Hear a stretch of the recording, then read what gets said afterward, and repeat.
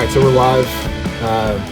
Got pro scooters. Is that what you guys go by? Semi-pro. Okay. You could say that. I'm amateur. Yeah, I don't know any pro scooters, so you guys are the pro scooters that I would say that I know. I actually just met Joe, right? Yes. Yeah, Joe. Okay, cool. Zagara. And then who do we got in the back? I remember James, right, is one of them, and then Eric. Eric. Okay, so we got a full house tonight. Yes.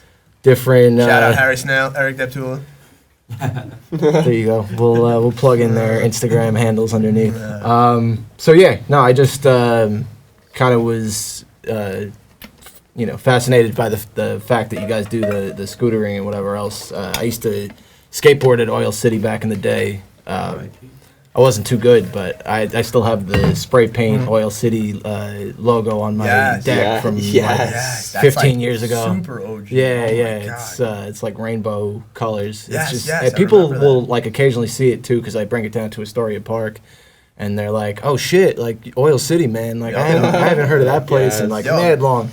It's we both actually I worked there he worked there a little longer than I did. I worked there about 7 years straight. God damn. That's where I met him. Yeah. It's like this dude's like my little brother right here. Fuck yeah. Is that so? That's where you guys met then, obviously. Yeah. Okay. Cool. And is that how the whole like scooter community kind of linked up? Did you guys start by skating, no. We're not skateboarding? We're not considered like the OGs. Like I'm just old, so that's why I'm like I guess you could say I'm an OG. I'm literally like everyone calls me the grandpa. I'm like the grandpa of the sport. Okay. Not the sport. I'm one of the grandpas. Right. But like other than that, like I don't know. How would you put it? Like how you are? Yeah, he just like started later. So he's like 30. But I've been literally throwing down since I was 4 years old. Like I've started skating like. It all started at 4. But scootering or like skateboarding? Skateboarding. Okay. Yeah, so that's like the premise for everyone then. Like they started with skateboarding? I guess so, yeah. Like I started skating, he started skating. Right. I don't know about Eric and James, but I know a lot of my other friends at scooter, they started skating too first. That's just like I guess the normal thing you pick up. So one of the first thing your parents probably like buy. Yeah, like, of course. A object like a bike or skateboard. Of course. So how'd you guys make the transition, or like what got you interested to fuck around with a scooter as opposed to a skateboard? So you go first. Yeah, my transition's way longer. So like Paul figured out scootering first because he's just older than me. Yeah. So I'm 21 and he's 30. So there's a 9-year gap. So he definitely figured out scooters probably like before I was born, or not before I was born, because like Razor scooters came out in like probably like 2000 and 2001. They really started to like come out. Yeah. So he figured. Shout out Hag. I had a Razor in 01, baby. I had a green one. Yes. Original crew. So he figured it out before me, but I started, I guess, like, maybe he probably started riding them for me, but I started like doing tricks before them, like taking it more seriously. Yeah. So I started riding them, like jumping off like my like plastic like ramp in front of my house in like 6th grade. So I was like 11, and then I started like biking in like 7th grade, and then my dad wouldn't buy me new bikes; it was too expensive. So the summer of 7th grade, going into 8th, I traded my like Nintendo 64 for my friend Nick Bosco's like Razor B model with like shocks on the fork. I traded him my Nintendo 64 for that, and it was over from there. Oh shit! And like for my birthday in September, I got like a Razor like Ultra Pro. So instead of it like folding, this was like the first Razor that like didn't fold. It was just like a solid deck. Right. So my dad got me that for my birthday, and then you were all in from there. Yeah, it was just in from there. That's awesome. Found out about like inside scooters and like impact scooters. So what, you've been in for like 10 years? Kind of like 9 years. Involved? Yeah, I think like this summer would probably be 10. Nice. So what can you do on a scooter? Like, what's your coolest trick, you would say? That's like, I just remember like a preference question. So I like to ride like everything. I don't like to be like segregated to just like, I only ride like ramps, or only ride like rails or manual pads, or like I like to ride like everything. So, like, right now in the last couple of months, I've been like really like just focused on like riding like handrails and like more like bigger handrails or like kink trails and stuff. I've just been like really fascinated with that in the last couple months. But then like if you were to talk to me like 2 years ago, I'd just been like I just really like going like high on quarter pipes and like going really fast. So like I like to ride everything. Like I go through like different transitions of like what I like to ride and like focus on. Sure. And like now recently I've been like focusing on like riding rails more and stuff, and like getting a lot more into filming. Like me and him both just bought like cameras. Like, I saw that camera. There's 2 HVXs sitting. Yeah. The same camera too. Yeah, I bought HVX 200, and then that films like really well, and that's what like a lot of like companies use and like pro skaters used to film. So I was like, all right, if I'm gonna like film a video, I want to film it with like good quality and whatnot. It's got the handle Yeah, built it has, onto like, a it, so hand- it's like yeah, skater friendly in that Yeah, sense. yeah, it's like pretty much like a VX, but it's just like an HVX. So it's just Okay. like HD version. Right. So it films with tape too. You can film tape Oh, with wow. it, but like you. Yeah, you're Wouldn't- just SD You cards. got HD. What's it? yeah, Yeah. why would you go back to Yes, SD? yeah. Yeah, no, of course. Yeah. So Maybe I'm- some things, projects, certain Yeah. projects. Yeah. So I got one, and then he saw I got one. He was like, "Yo, I want to get one." I was like, "Yo, if you got a camera, you should get the same one as me." It's like it's like one of the best cameras I think to like film with. Sure. And it's like not like crazy expensive. They're like still between like 500 and 1,000, but it's like not too much for a No, camera. definitely. And then if we get the same one, we could always have the exact same files, like same coloring, Link same up everything, everything. Yeah. and always have Not two be an angles issue, for yeah. everything. Exactly. And we ride a lot together when I'm home because I like live in California now. Oh, wow. But I'm back visiting, and he comes to California and visits me like Right. Yeah. an alright amount.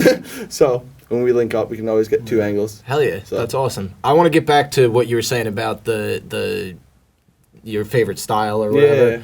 But I asked you both a question, I guess. So how did you get into it? You want my How did the grandpa transition? get into All it? right, no, yeah, all right. So like I followed my older brother since 4 years old. He was skating, he loved it, he was really good at it. I followed him, bought rollerblades, picked those right up, right behind him. Years went by, I was skateboarding, rollerblading real hard, starting to get into BMX. I moved. I actually had a BMX trails down the block from my house, so it was all three at once for like a good 10 years straight of my life. Just skate, BMX, rollerblade. Then rollerblading got really serious. I got semi-sponsored by this company, USD. They were throwing me blades, making me put out all this content. They sent me to Woodward 3 years. It was awesome. I was an illegal dish dog for 3 years. Sorry, Woodward. Sorry. But yeah, I was an illegal dish dog for 3 years. Then got a really bad taste in my mouth about rollerblading, concentrated on skating, BMX, literally had gnarly trails down the block from my house. Then 01, 02, the Razor came out. I remember begging my mom, like all my friends have one. I'm like, she's like, it's $100 for a fucking scooter. And I'm like, I was just like, I just want one. Like, come on. She bought me one, and like, yeah, I was messing around on like the curb cuts in front of, I lived across the street from the shopping center, messing around on the curb cuts. Like I could do like the one-footed hop tail whip, sometimes land a tail whip. Didn't take it too serious, didn't think anything of it, but I was like, it was always there in the back. Dropped skating for a couple of years. Was taking BMX like super heavy, riding like really big downhill jumps. I ran into this dude. I met this dude digging at these trails that I ended up riding at for a long time. Greg Cohen, shout out at Heb Greg. I met him digging at these trails called the Boondocks. I was like, "What's good? How you doing? What's up, Paul?" Blah blah blah. I started bullshitting. He had a scooter, and like, he brought it to the trails one day with his bike, and I was like, "Yo, that's like, what did you do to your Razor scooter, dude?" And he's like, "It's like bolted and shit. Like, I like made my own like little like grind system in the back." I was like, "What the fuck?" Like, made his like, the brakes were always jangly and falling off. The springs were shot. He like had his own like setup with the brake and shit. I was like, "Oh, what the fuck?" All right. Didn't think too much of it. More talking about trails. Literally disappears. Don't see him for like a good year and a half. Was down and out, going job to job. My friend Oscar gets me a job at Oil City. I was like, all right. He's like, all right, first day Oil City, starting this day. I think it was either the end of 2011. We were talking yesterday. FSP had a comp at Oil City hosted by Jake Hershey. Jake Hershey, I love you. RPFSP. Yeah, RIP FSP. So my first day of work in Oil City, I walk in and there's like 300 scooter kids. And I'm like, what the and I had never seen more than like one scooter kid at like a skate park. Right. So I didn't know. I'm like, what the fuck? I'm walking around and I meet the boss. He tells me to just like, it's hectic, just like walk around. I'll tell you what you need to do for the day. I walk into the parents' lounge. I turn and I see classic Heb Greg in the skin tight, white short shorts, sitting there on the couch, sweating his balls off. I'm like, Greg, I was like, what the fuck you doing here? He's like, oh, dude, I'm like pro for this company, TSI now. Like, yeah, like, and I was like, looked at the scooter and I'm like, what is that thing? And like, I advanced a little bit. I went from the A model to like the bigger micro scooter because I was like trying to do things, but I didn't know. So at this point, I'm working at Oil City, riding a BMX bike. I start meeting all these kids. They're young. They're all like 13, 14. I started meeting these kids. You know, they get me, they're like, you try the scooter. And I'm like, all right, scooter fang. Like, all right. But I'm like, it's kind of cool. Like, I get it. And then the one day, my friend, this kid Casey we worked with, well, when he got fired, I bought his old scooter from him. They're like, yo, just buy a scooter. like our friend Scott. Scott, shout out Scooby Doo. Scooby Dooby Doo, love you. You could also look into the camera over here too. Shout out Scooby Dooby Doo, I love you. Make some eye contact. I was always making fun of him because he swapped from BMX to scootering all the time, but he was really, really good on both. Like, I was like, what the hell? And he's a big dude. So he's like, come on, just buy Casey's scooter, buy it. And I was like, all right, I bought it. I worked at a skate park, so after hours, like, no one would be there. I started going in, and then, like, they started coming more, and I was just like, they saw me, like, putting the bike down more and picking the scooter up. Yeah. And then this one dude, Logan Fuller, starts working at the skate park with us. He's one of the gnarliest shredders I've ever seen. Like, literally, like, gets me fired up every time I watch this dude ride. Logful, shout out Logful. Yeah, Amazing. He's amazing. He just put out a crazy video part. For Probably Aztec. filmed it for 2.5 years, just hunting for spots. But he's working there for a while. I'm getting more. I'm like more into it. I'm good. Like, I'm picking it up fast, but it's like I'm not like at that caliber yet. Still biking. I was still like more biking, more like when I left the skate park, more like hanging out with my bike friends, not these guys. Logan comes to the skate park one night, late night sash, we're smoking weed, drinking beers. He's like, yo, let me check out this raw footage of this dude, Matt McKean. I was just like, all right, word. Shows me it. Not even 2 minutes in, I was just like, yo, I'm hooked. It was like watching like the Sean Burns version, like the Sean Burns scootering version of BMX. Yeah. And I was like, what the fuck? Like the music, just fast-paced everything, screaming music. I was like, what the fuck? I was like, I loved it. I woke up the next day, another dude we worked with, I was like, yo, you want to buy my bike? He's like, what?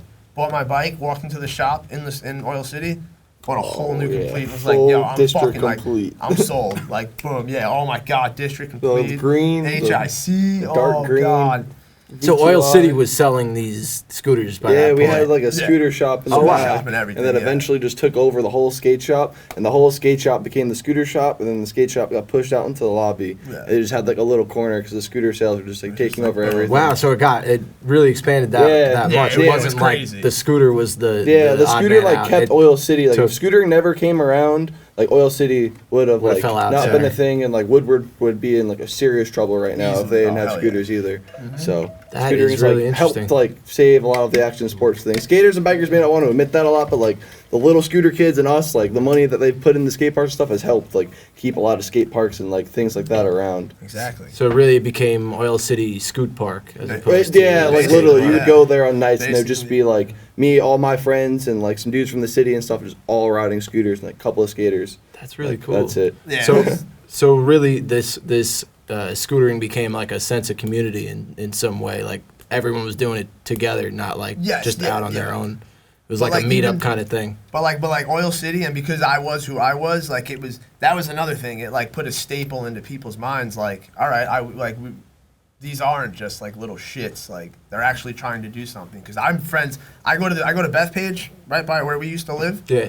I have to say hi to like 40 people, and it's skaters, bikers, bro. What's up, Paul? Blah blah blah blah blah blah. Like you show us that scootering's like cool. Like it's not like this fucking scooter. Yeah, at first it was bad, Like, but come on, man. eventually. You guys Like, I kind of think- gained your respect Yeah. just based upon Yeah. what you guys were like trying and Yeah. landing and all that shit. I Yeah, guess, it wasn't right? just overnight. It took Yeah. like a couple of years for sure of us like going there and riding and just like taking their bullshit and whatever and just like not like caring or saying like fuck off or whatever and just like eventually then them noticing us like get like falling and just like getting up and just like keep trying and just like doing it. and like the same thing pretty It's much really, they're doing. I was just gonna say it's really not that much Yeah, different. I or mean, like- like even the fact that you guys have a Handlebar, handlebar, yeah. the deck itself is smaller than the it's not a skateboard skateboard, deck, yeah. so you kind of are, Yeah, we do the switching it same in like that grinds. sense. If we're like riding, let's say like when we first started, like when Bethpage like first opened or something, or like when like scooters started really going oil and stuff, we would like start like riding like the rails and boxes with the skaters, and they'd be like,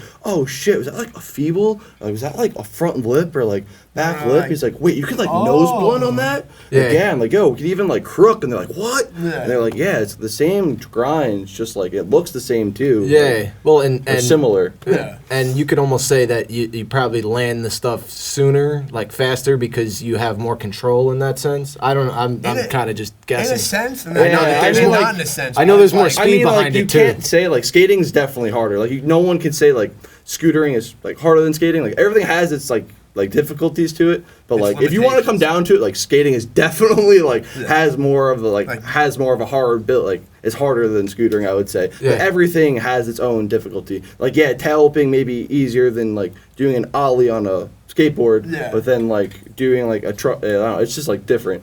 Like, because like skaters will hop on a scooter and do a tail and be like, yo, I'm pro, like fuck you kids, because they'll see kids trying it for days and they'll hop on a skateboard.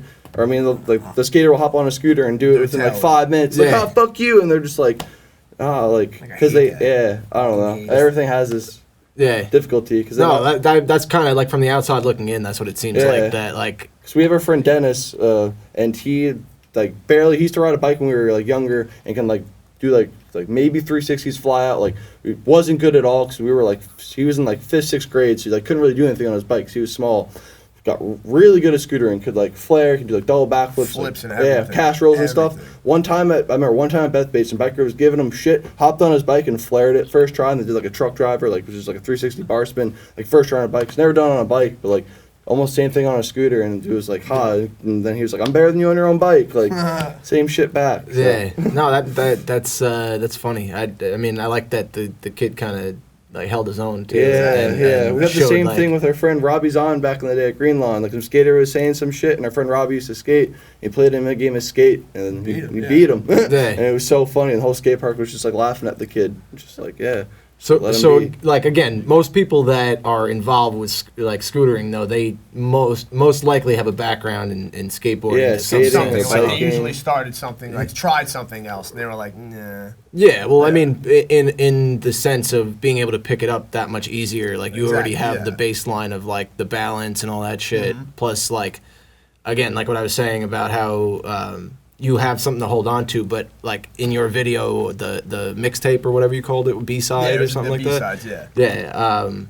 Which I'll edit into this podcast. But you were getting a lot of speed, and then which you can't really do on a skateboard because you're only limited to how much balance you have while you're pushing I can off. rely on putting some weight in the handlebars. Exactly. Yeah. That just, I mean, it seemed like in that sense, it's not comparable because you're going a lot faster in a lot of situations on a scooter than you are on a skateboard. Oh, hell yeah. And the full steam ahead that you had as you were coming over the I don't know, would you say it was 16 stairs or some shit like that? Yeah, the Hollywood High 16. Yeah, that was a wild shot. And I didn't so many people were dude, you had what happened? And I was just like, dude, I wasn't even going, I was going somewhat fast.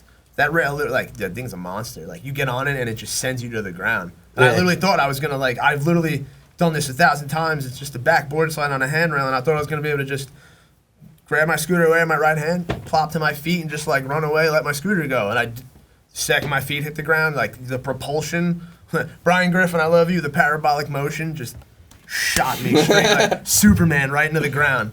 And it was during school hours, which sucked. So the second I got up, I was just reach for the scooter and just run up and just be like, you're already filming, let's go, I'll do it again. I reached for the scooter and I was just like, is my collarbone broken? I was like, fuck. And then the pain kicked in. And I did the grandpa thing. I walked over to a railing and just started I'm like, all right, you're good. Just grab the scooter and do it. And then all of a sudden I hear excuse me, who are you? What are you doing here? Are you supposed to be here? And I turn and I'm like, hi, how are you? She's like, yeah, again, who are you? What are you doing here? You're supposed to be here? And I was like, no, I'm just some amateur scooter rider who just ate shit on your handrail. And she's like, you need to go. She's like, don't touch that gate. Do not dare go out that gate. Joe's like, you're going to have to climb out the way you got in. And I'm just just drop down the freaking ledge. I'm like, all right, let's go. So I hit, and the thing that sucked is that I hit that. That was the day after we left Slab City. So I'm already hurting from the clips we tried to film in Slab City. We go to this contest. I'm CBD oiling everything up, trying to make all this pain go away. I don't even know how I even somewhat rode in the contest. Everything hurt. We sleep at the hotel that night. We're headed home back to San Diego the next day.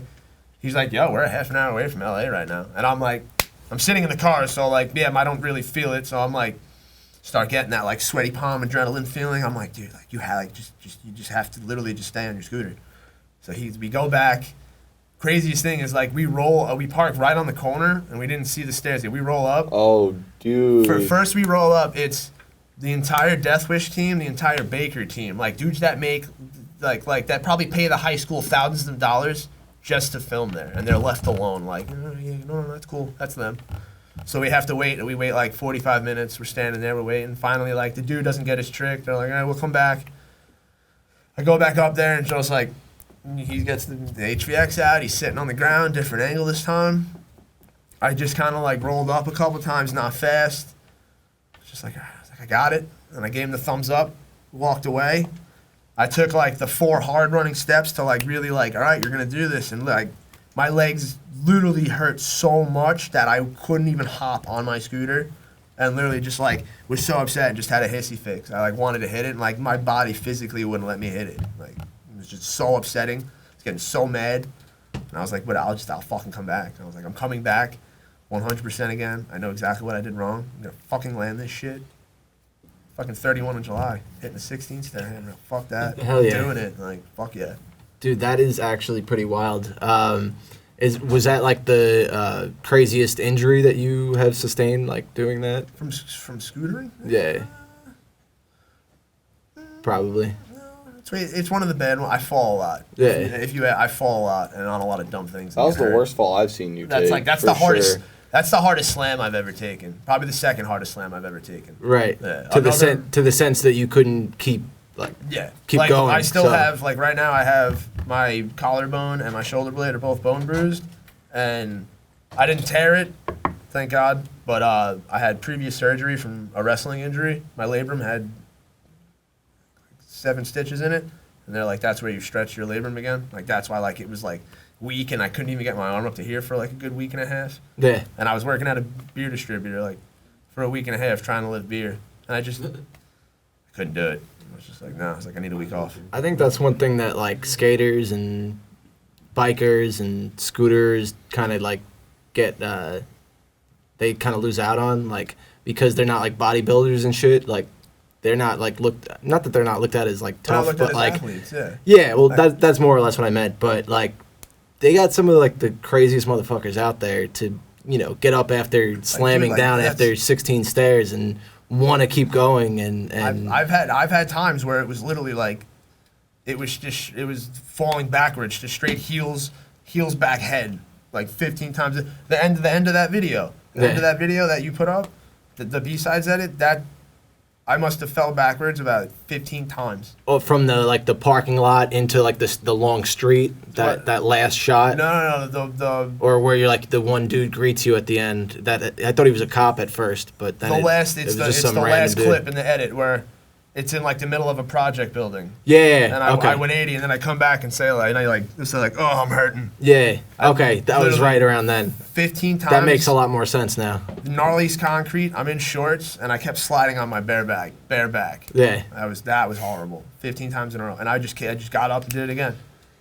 And they were like, what's happening? I was just like, I don't know why I'm not landing it. They're like, it's because you're literally going. And it's like the only way I could have done it. Yeah. And then finally, like that one, that's what you got to do.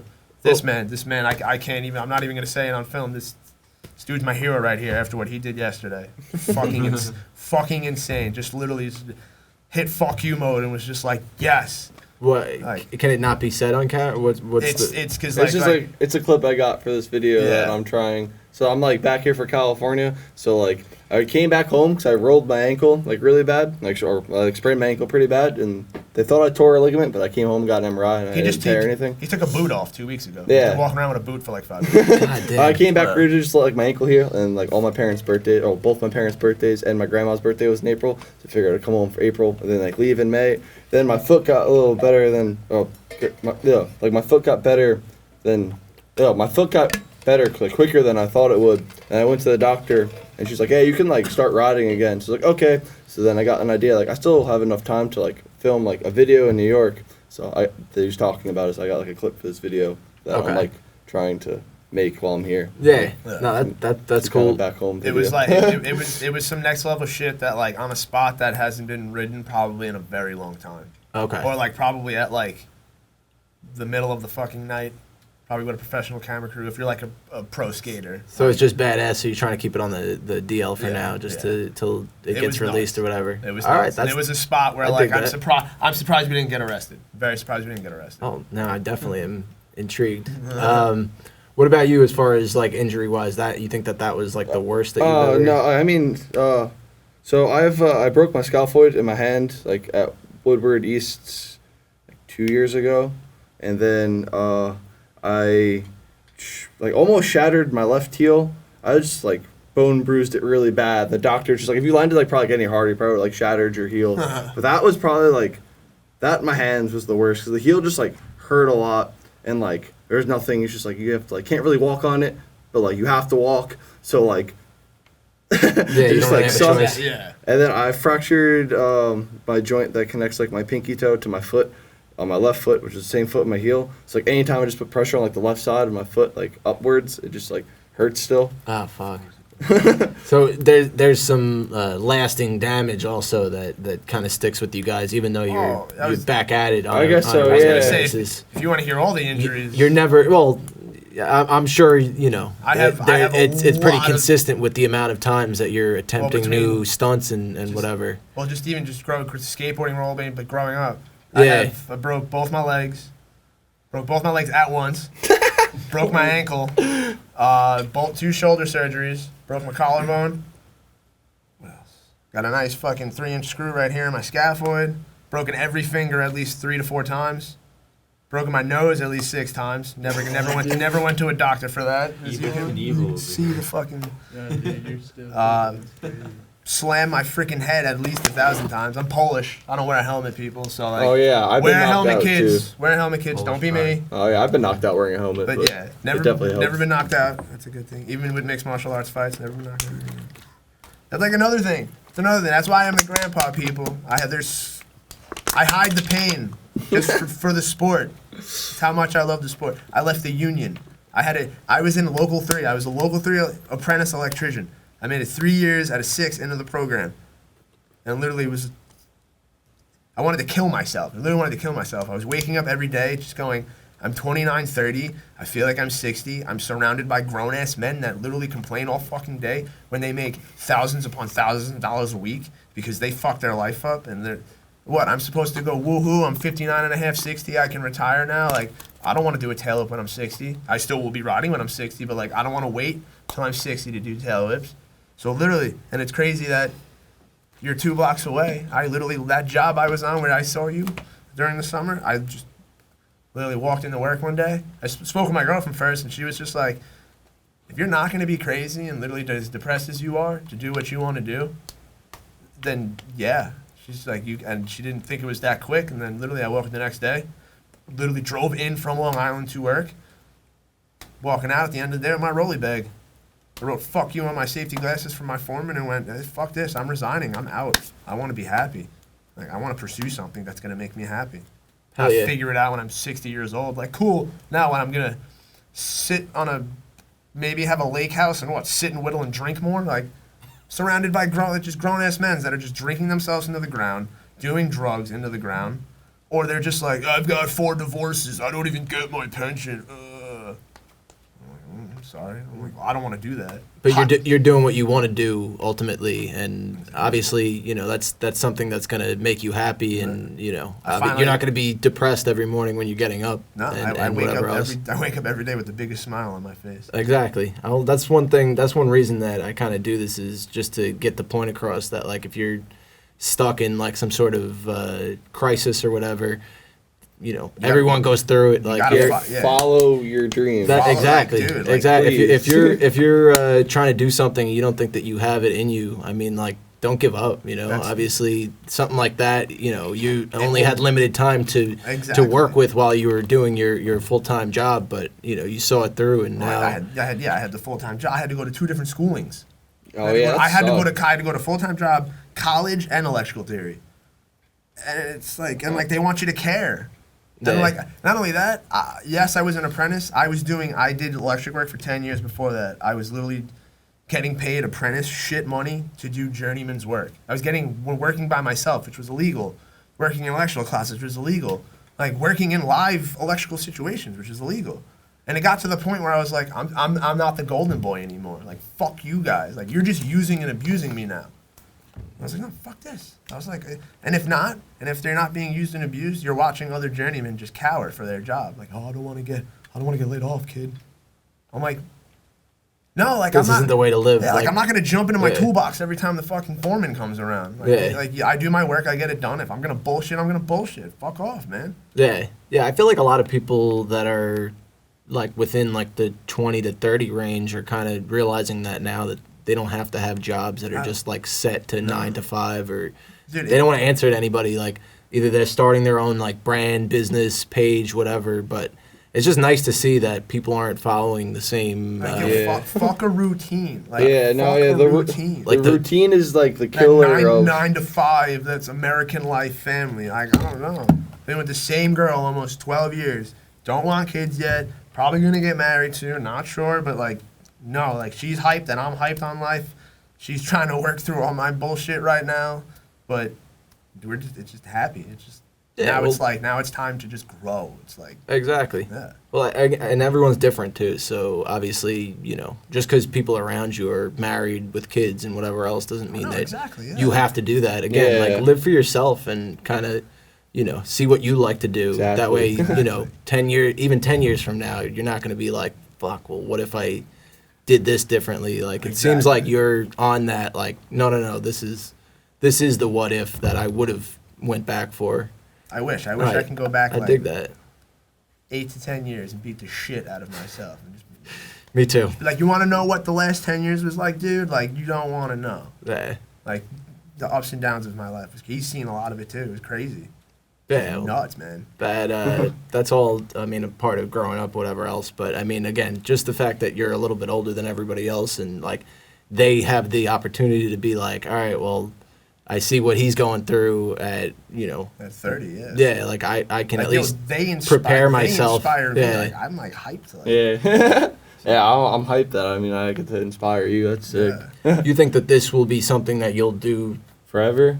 well, not only forever, but, like, the same style? Like, you're not going to work a job outside of this? Yeah. So like, okay. So he like quit the union and whatnot, and like quit his job. Here's his normal Yeah. thing. So like, before he did like, any of that, I was working. So like, I like lived here my whole life. I was born like on Long Island and like grew up my whole life, and like that's where my parents still live.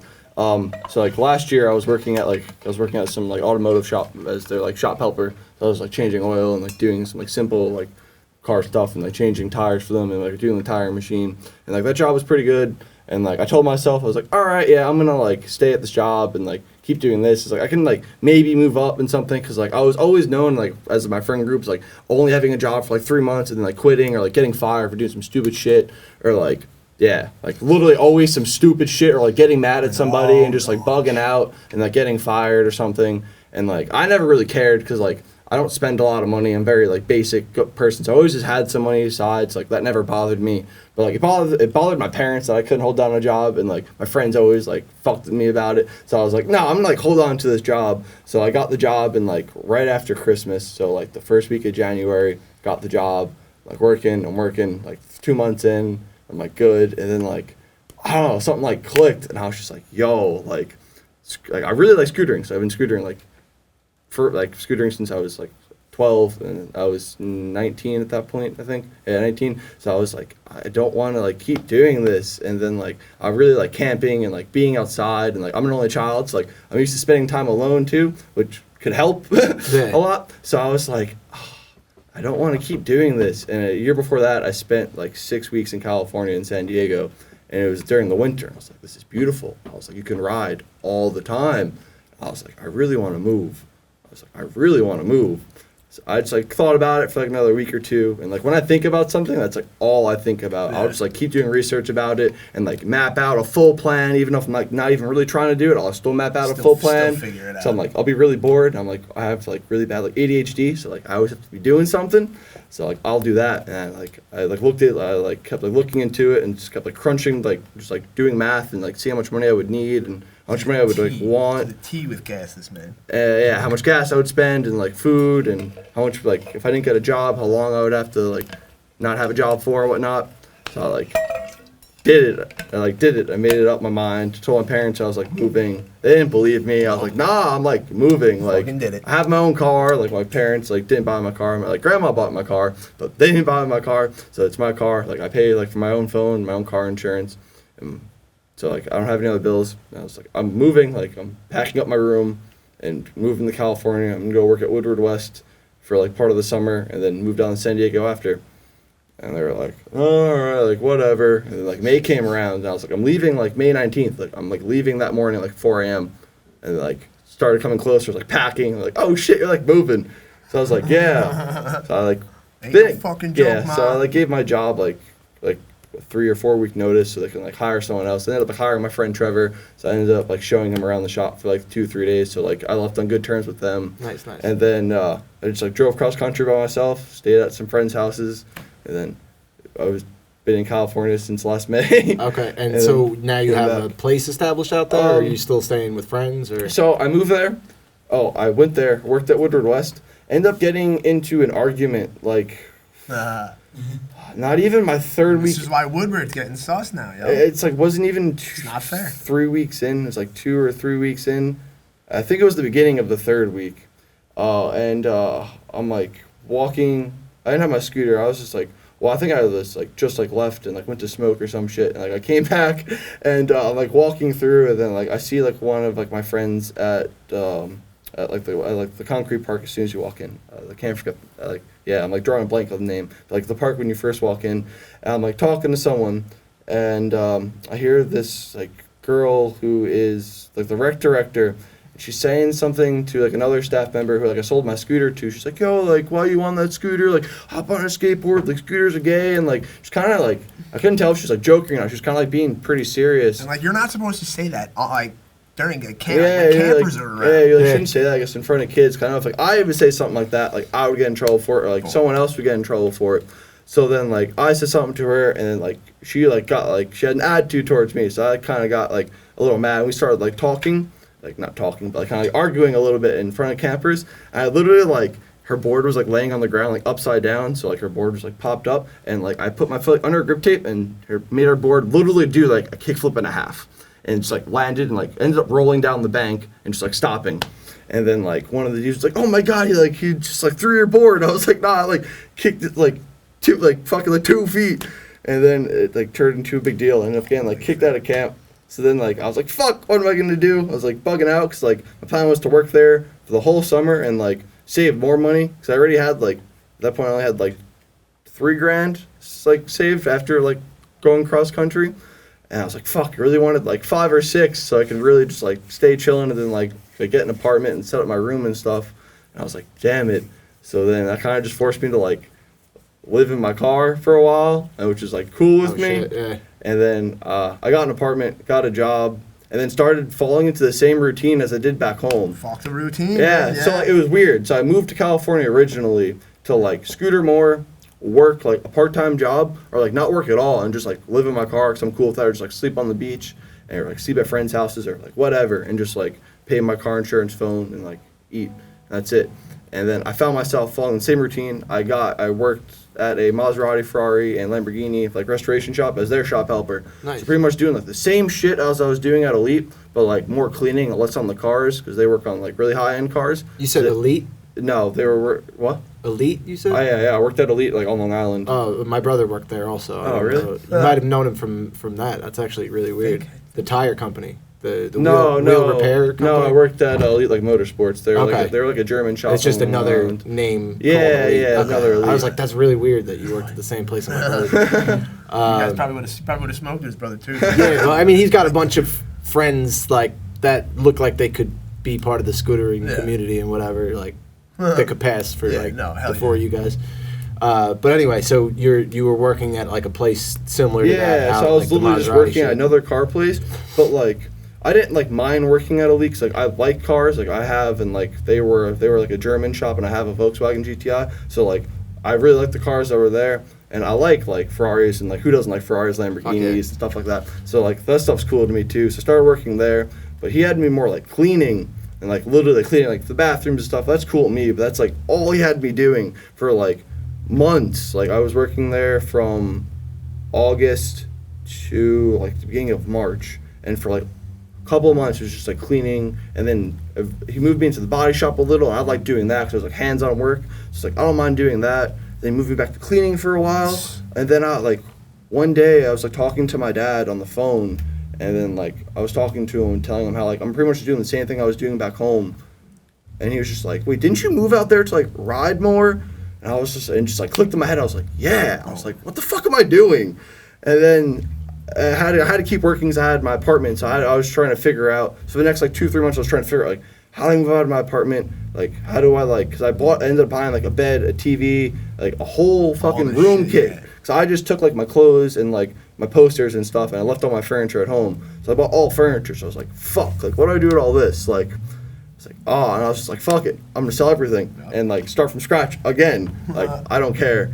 I started to sell everything. My friend Scott, which is the dude in the photo up there on the right, Scott Quinn, he Thanks, came. Scott. He came out and visited me from like middle of January. Actually, no, I stopped working at that shop in January because he flew in and was gonna stay with me for 2 months, and then we were gonna fly home in the middle of March. And then the plan was he was gonna fly here, stay with me. I was gonna work for the next like 3-4 weeks because like I still was like recovering from like the like fracture on my foot. So I was like, I can't really ride. I'll just have you like chill at my house and you can use my car during the day. I went to work the first day he was there and just didn't go back to work the next day. I was like, fuck this. Scott's already here. Like I have money saved up. Like I'm good.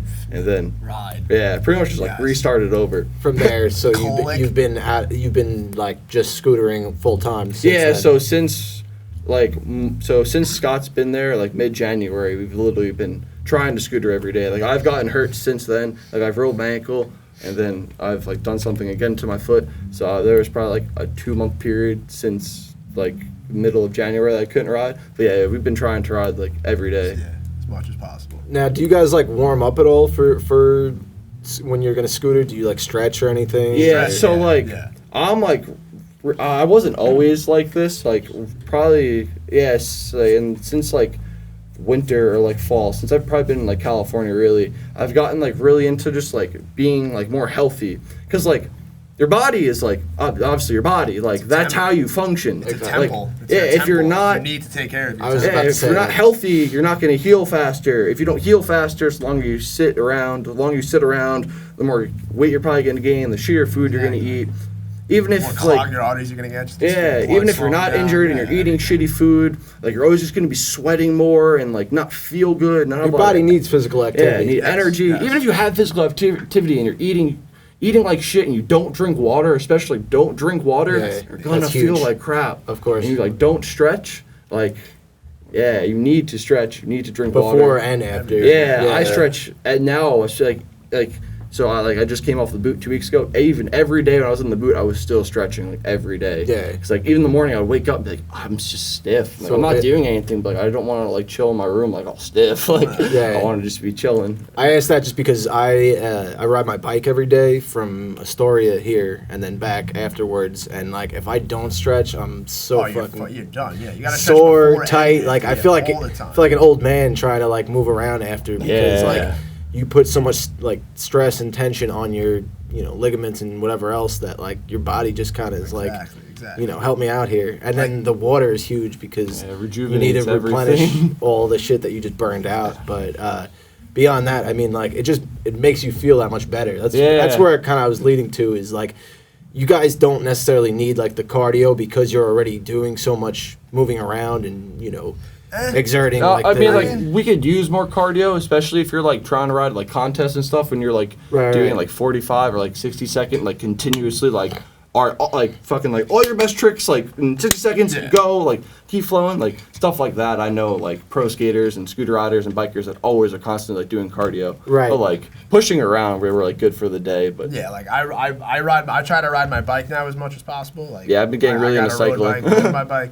Running, but like running, it's like I have like binges of it where like for a month I'll literally run like 4 times a week, and then like right now I'll run once a week. But like when I run, I go for like 5 miles. Like I clear my head. That's when I clear my head. exactly. Throw on angry music and just clear my head. Run for like 5 miles. Come home. It's amazing what something like that can do for you too. No, Like, yeah, you think it's that it's just gonna the suck, but then endorphins. afterwards, Yeah, after endorphins you get those you get is endorphins pumping, crazy. Yeah, you it's like feel a fact. amazing. But like even since like I wrestled a full ride for college, wrestled the full freshman year in college, did pretty good, went to nationals and everything.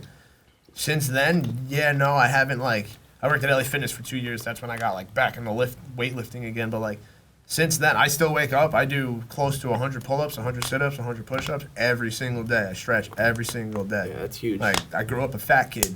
Yeah. Once I lost all that weight, never letting it happen again. I'm staying in good shape, and it's, you feel like not only do you feel better physically, I feel better mentally. Yeah, if you Like, I especially if you literally eat just- better food. Yeah, like, Yeah. Especially if you stay away from like greasy food and eat healthy food. Like our friend Michael Mankong, shout out Kong. He's like straight vegan. Kong, baby.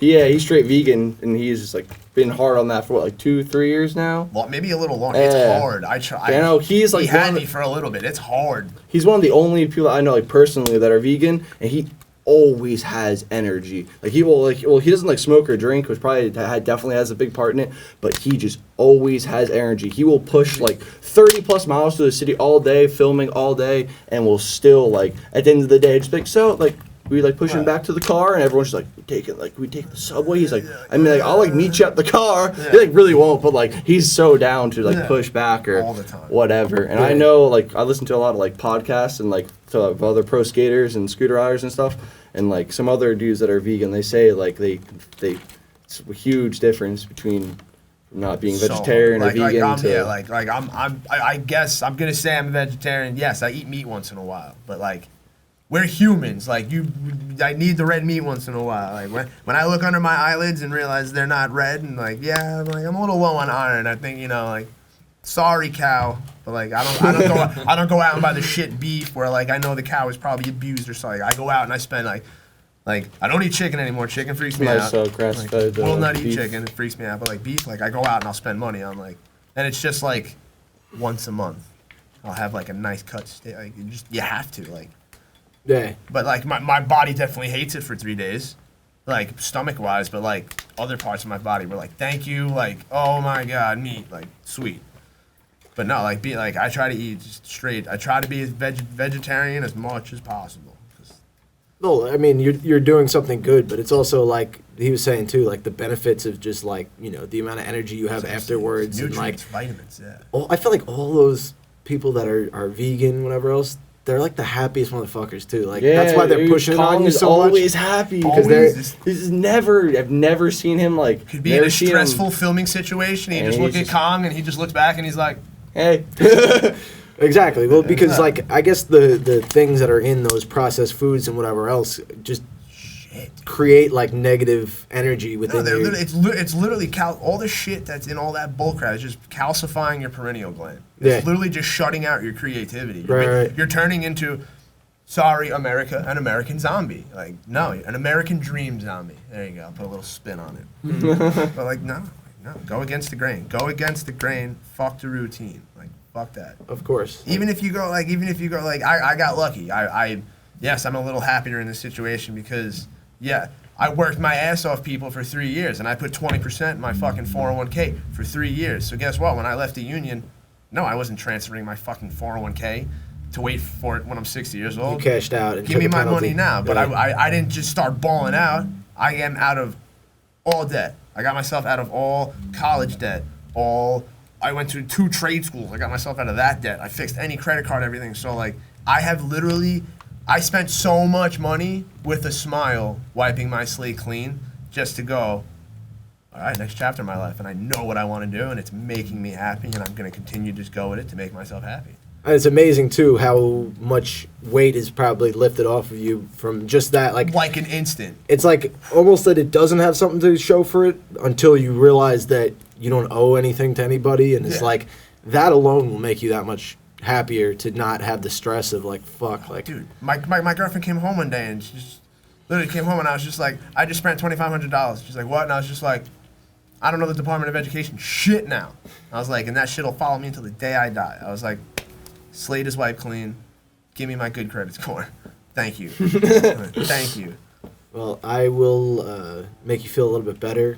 I still owe like $18,500 right now, so for student loans. But that was 4 years of college, and I mean, Dude, dude, I went it's there crazy. poor, so I used a lot of money. But I've paid it down like 15 grand already. Hell so yeah, that's awesome, dude. it's not that easy though. I mean, like obviously you got things.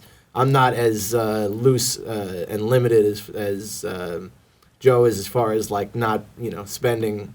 I like No, especially he working around super here. saver. He Oh is yeah, I super don't know. saver. Growing up, my parents never had we weren't poor, but like my parents definitely didn't It's have. just a middle class family Yeah. like us. Like, yeah, you get things here and there, but it Yeah, wasn't but like it was never like anything Yo, crazy or I didn't have an iPhone until I was like 11th grade. That was the first time I ever had an fucking iPhone. cell phone till I was 18. Yeah, It's not fair. 18. I didn't have a smartphone, I think, until I was in like 10th grade. Because my dad just he just said Smartphone. he didn't like smartphones, but I just know he just couldn't afford to upgrade all our phones and stuff. And I never really had the nicest clothes. It would be the clothes. They'd be just the clothes from Kohl's or something, or nothing anything fancy. Yeah. I got one pair of Jordans ever. That was because I made the honor roll, and it took my dad forever to get me those shits. And I never really wore them. I just never had nice things. So when I started making some money for my own, I was I'm not gonna spend it on stupid shit. I see my parents do that all the time. My parents are so bad with money managing. I'm sorry, mom and dad, but you guys are so bad at money managing. Cause now they'll cause my dad will show me his his bank account and stuff, and talk to me more about things. And I know they'll have no money, but yet on the weekends they'll go out to eat and spend a bunch of money, and I'm just why? I understand you don't you work and then you want to do something with it so you're not miserable all the time, but then you're back to being miserable after you spend all your money. So I just don't I don't want to be like that, and then I don't need all these nice fancy things. I live in my car now I was living in my car for a month before I came back to California, and I go back June 6th, and I plan on not getting an apartment, staying in my car or maybe getting a van and doing that. But I had no problem just doing canned food all day and just fruit, I fly back with him. I'm going back for a week to film it. pasta, and Fuck just yeah.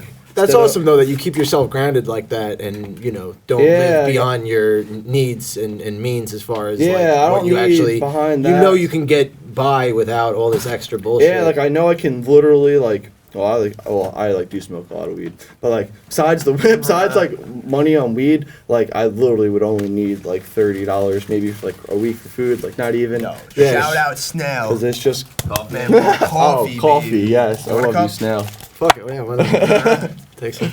I'm good with just canned food and fruit and I don't know. Instead of maybe driving my car too, I'll just I'll push on my scooter. If I don't have a backpack, I'll push 10 miles on a scooter. I don't care. So before I had my car, I would have to take the train to Oil City. It was 6 miles from my house to the train station, and then from the train from Rockville Center to Oil was 3, and then 3 back. So that was 12 miles, 4 days of the week, and then my mom picking up from the train station. She'd be home from work. God by then. damn. Yeah, So, no, but that's I wouldn't You're a mind. freaking man, that's respectable too. I mean, the fact that you were earning that trip to, and you were working there, or you were going to just fuck around at Oil City at that point. in time? So That- I started working at Oil when I was in different 9th grade. So that was right after he started working. You started working in October of that year, and then I started working in a couple days later. A couple in months later, I think. January or February, the day this kid Casey got fired. I just happened to be there that I day. got you scooter I bought. He got fired, so there was no one in the scooter shop to help all day. So I just knew a lot about scooters. I love scooters, and I like helping kids. So I was just in the scooter shop helping kids, and the owner Rich, I guess, saw it. And then he asked Paul about what he thought about me, and Paul was like, "Nah, Joe's a good kid." So he's asked if I wanted to work there, and I was like, "I live an hour from the skate park, but fuck it, this is sick. yeah. You gotta pay me to give scooter lessons and work in the shop." Yeah. So I worked there from 9th grade to my senior year, and I think I worked a little bit after that, and then I worked until August, after I graduated high school. So that would be in June, and I worked July. Yeah, I worked June, July, August, and then I got a job at the Toyota dealership. I was working in the service lane. So I think I stopped working there, or maybe I just worked 1 day a week. But still, I mean, for a high school job, and it's something that you love to do. Yeah. That sounds like something that most Yeah. people don't typically was get cool. to take part in, as far as And the friend we used, and it was all I guess you can call me the silent manager because sorry Rich, you're a stingy bastard, and you could have made me manager numerous times, and that's why I left the first time. But I guess you can call me the things we did in that place, man. The after hour sessions. fucking insane. Like, Been to a couple of those. like wild, Dude. like wild. Like, yo, I almost Yo, had the 420 jam. Dude, the 420 jam. We Oh almost my had God. We almost had Amir play in the show. We had I think it was Knuckle Up. We had Knuckle Up play on the vert ramp in Oil City. God damn. Yeah, swing moshing in the back. It was great. 1, 2 kegs. I know. 2 kegs. I know it's a full keg. This company. This is my homie. It This is was what I got insane. tattooed on my legs. The I was like MWs. 14 years old. Shout out Miscreant Recreation, Sean Buggy. I love you, man. You're a savage. Did you guys watch that new mid-90s movie? Oh, hell Yes, yeah. Hell yes, yeah. I thought that was He pretty watched good. it like 10 times. I Kind watched of it reminds like me of 5 that a little times. bit, like when they're out in the that was my parking lot childhood. afterwards with all the fucking people hanging out, like Yes, doing the same yes. thing, but Yeah, also at the West kind of Valley partying Courthouse. too. Dude, I was, Yeah. literally, I was following my brother through like Belmore and Wantagh, all the street spots, picking up their like cigarette butts. Like, what is it? Oh, what the fuck is that, man? Like, oh, why do you smoke that? Oh, and I'm like, oh, and mommy too. You took it from mommy, you little bastard. What the fuck, man? All the time, follow my life. I was a fat little bumblebee. I'd always wear this black and yellow freaking sweater, and they'd be like, oh God, the bumblebee's here, and this fat little kid just, pushing up. My little brother would be like, get the fuck out of here, man. I'd have to like wash in the distance while they're skating the train station. Like, oh, that's how you ollie. Oh, I get it now. And then I'd go back home to the dead end and like try to ollie up the curb and just eat it. Literally just eat it, trying to ollie up a curb for like an hour and a half straight. Go inside. My mom's like, what happened? I was like, I'm bleeding everywhere. I was like, that was it. And just like since then, I don't think there was never a period like the period in my life where I was not doing an extreme sport. Like maybe wrestling season, but like you saw me. Wrestling was like my life for 6 years of my life. Like high school wrestling, when wrestling season was, you might not see me on a skateboard or a bike.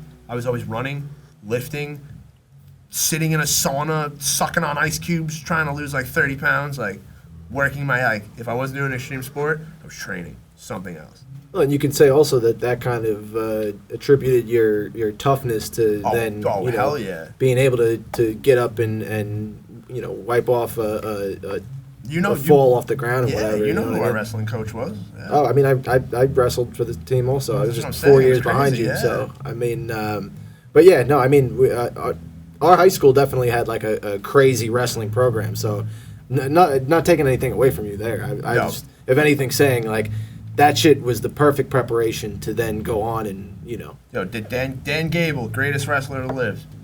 I live my life by this quote.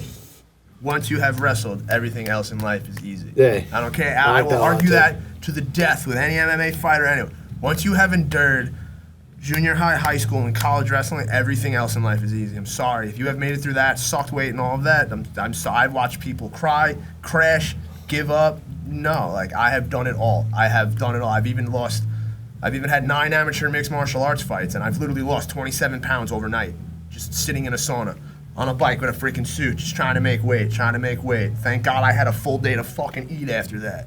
Get on the freaking thing looking like Jesus on the cross, emaciated, just like, is he gonna make weight? And I'm like, I'm not running again. You're out of your fucking mind. Be like, all right, yeah, I left college trying to wrestle 149, and then I leave college and now I'm fighting at 137. Mom is like, are you out of your fucking mind? yeah, that's unreal. And I'm like, watch the dude I beat the fuck up out of. Where were you doing MMA? This was before it became legal in New York. It was one of like Sarah's places or It was something. like, no, fuck Matt Serra. Fuck Matt Serra. Yeah, Fuck you. Fucking hate you. I like Matt Sarah. I'm That's- sorry, Why don't he's a you like him? douchebag. I've had so many arguments with that dude face to face. Oh, at least you got to like, I don't know this guy. do it to him face to face. Fucking hate Matt Serra. I'm sorry. I fucking hate Matt Oh Serra. man. Paul doesn't like him. You make I New York. guess. You make New Sheesh. York look like shit. Sheesh. Can I just move this coffee back so it's not blocking the Instagram live feed? It's just like, oh God, Matt Serra's coming here right now. Oh no, that's all good. I don't Yo, know who that is. I can't tell if it is I or will not. roll on the mat with you any day, baby. Precaution. Broken bones and all. But So where'd you say you were doing it? this one rich guy out in like I guess Montauk, Amagansett, around there, like private owned like property, like his private beach house. Oh, that's badass. There I had 9 fights. I had 4 fights there, and then the other 5 were on like the New York Canadian border. Okay. And like I don't know what kind of arena it was, but it was like some big ass arena. Yeah.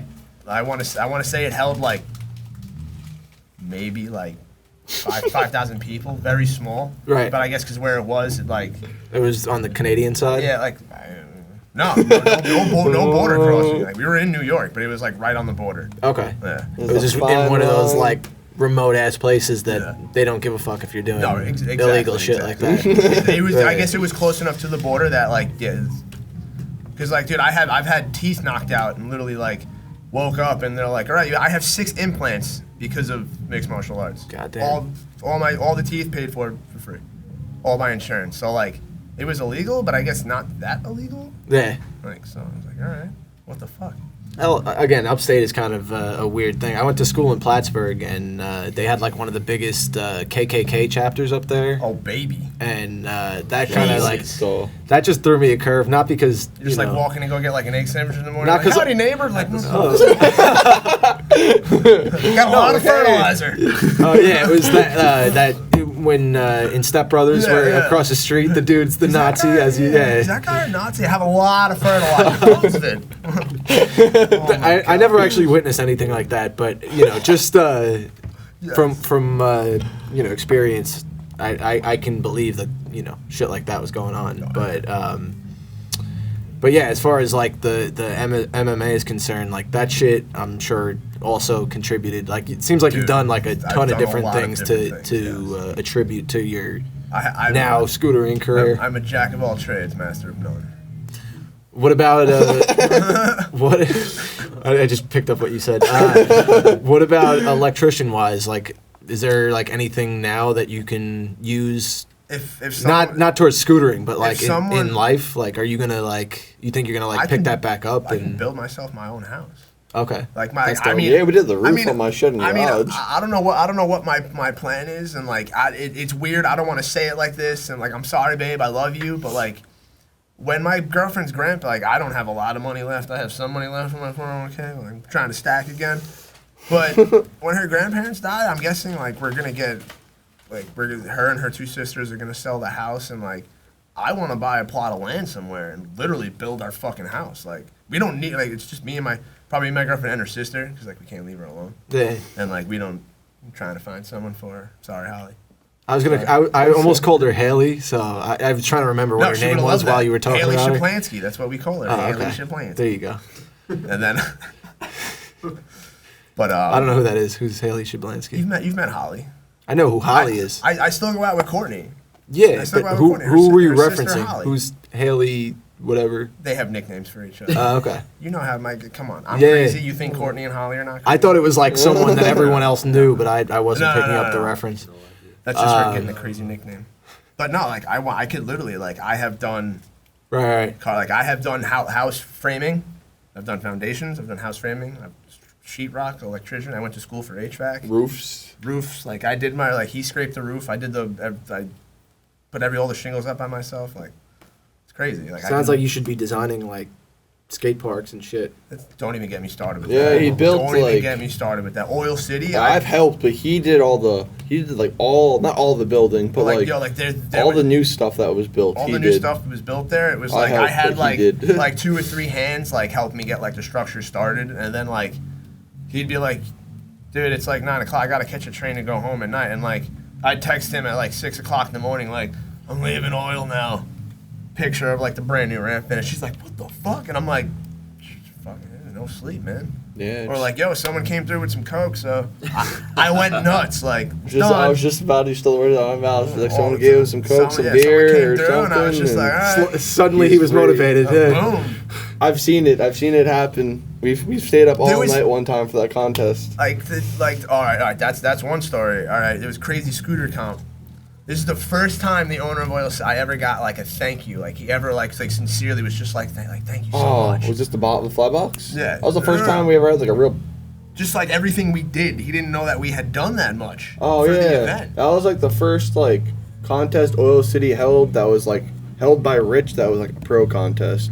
They allowed pros actual scooter pros to come, and actual scooter pros came a good amount of that was when 1 or 2 were judging with me, 1 or 2 of the pros were judging with me. Yeah, Logan and Dan were judging. Dan Barrett, yeah.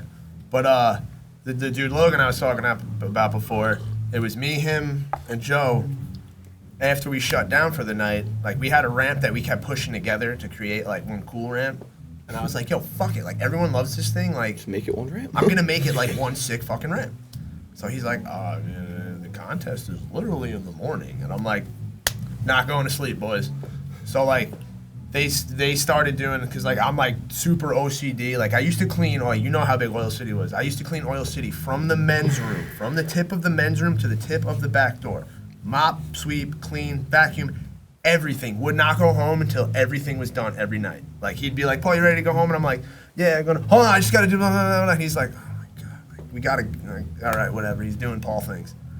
So the night before the contest, they start doing cleaning things for me, all this, that, and this. They start mopping. You know, Oil City was always slippery. They start mopping everything. And I was like, I want to mop twice. I'm going to start making sawdust. Yeah, we mop like everywhere besides Mop like everything. Then we built this new ramp, everything at like 4:30 in the morning. Like we started this at like 8 o'clock at night. 4:30 in the morning, Logan's like, I'm going to head. He lived in Astoria with our friend Greg.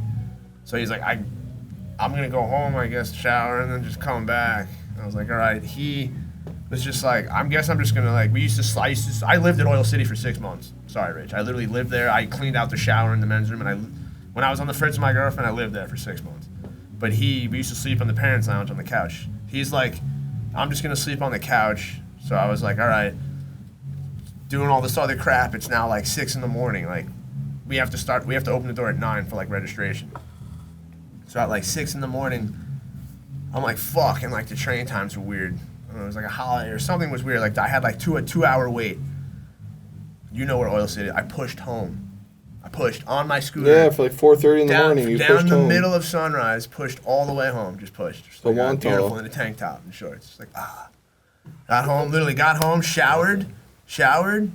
Pushed back to Belmore train station because I was living with my parents. Showered, and then took the train back to. I didn't have a car at the time. To Rockville Center, right? Rockville Center. Pushed to Oil City. It was like 8:15. He woke me up. I have the key, so I like, turn the alarm off, woke him up. I'm like, all right, it's 8:20. We have like 20 minutes before the walrus starts knocking on the door. What are you doing? Fat blunt. I was like, yo, fat blunt in the back door. We deserve it right now. Really fat. That wasn't the greatest idea. I mean, no, it was a great idea. It was a great idea, but it wasn't a great idea at the same time. It's like he locked the front door and Rich forgot his key that day. So we're outside the back door, like fucking smoking this backwood for the contest. And we're like hearing knocking, and me and Paul are like, oh, it's probably just fucking kids outside for the contest. There's a line of kids already. Yeah. Like, nah, fuck those kids. We're like, nah, we're finishing this blunt and we're gonna like chill for the 5 minutes. I haven't slept yet. We deserve this. Yeah. And then he just gets a fall. He's like, it's Rich. Fuck. And I think you just like fuck you buttoned him from one. He's like, nah, fuck it. He called again. He's like, I heard his voice at the door. He's like, what are you guys doing in there?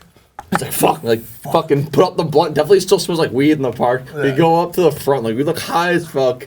He puts us behind the counters. Lets all the kids in. The day is all chaos, blah, blah, blah. He buys us all lunch, which we were all surprised by. Like, he doesn't usually do. Like, he bought like 6 dudes, like each like dude, a full $10 heroes. sandwich. Yeah, like, he's the biggest. This dude is so Jewish. Super Jewy about it. Not even a Jew, but he's just super Jewy about it. So we freaking. What was it? Facts. Group consensus. It was like the end of the day.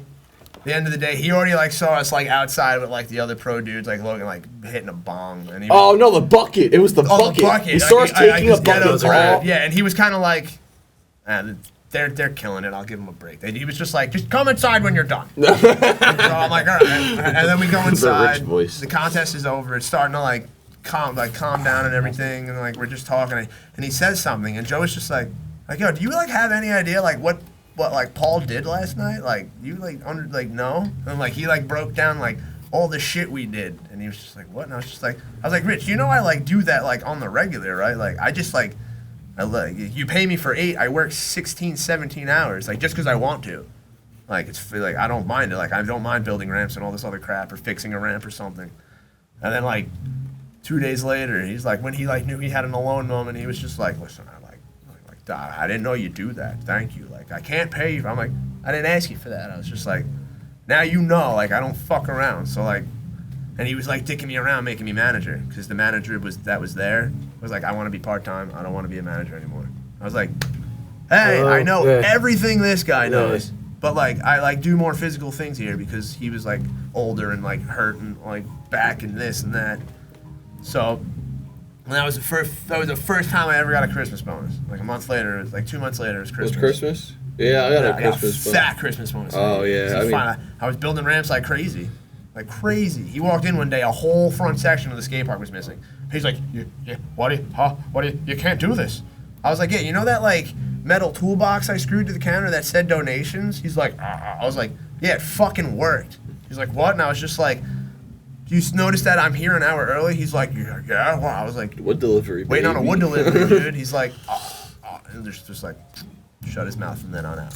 Like we used to literally argue, like we were father and son every other week. Like there was one time we were out there and I literally smoked an entire pack of American Spirits in a circle. Like there was just 20 cigarettes just surrounding me, screaming back and forth at him, just like the next one, boom. Screaming back and He forth. just didn't get it. He would never fire me because I would work my ass off, and he couldn't be like, you're doing a good job. He just would argue with me. He wouldn't get it though. He'd rather put money. He wouldn't even put money into fixing, like, so when you first walk in the OSC, the first thing you notice is, like, the half-painted fucking floors. Like, the floors look like shit. Like, everything looks like shit, honestly, when you walk in the OSC. And that was the first thing my dad said. But, like, it still was, like... Yeah, no, but it was, like, it was a little fucking too sketchy for, like, kids and shit, I would admit. Like, definitely a little too sketchy.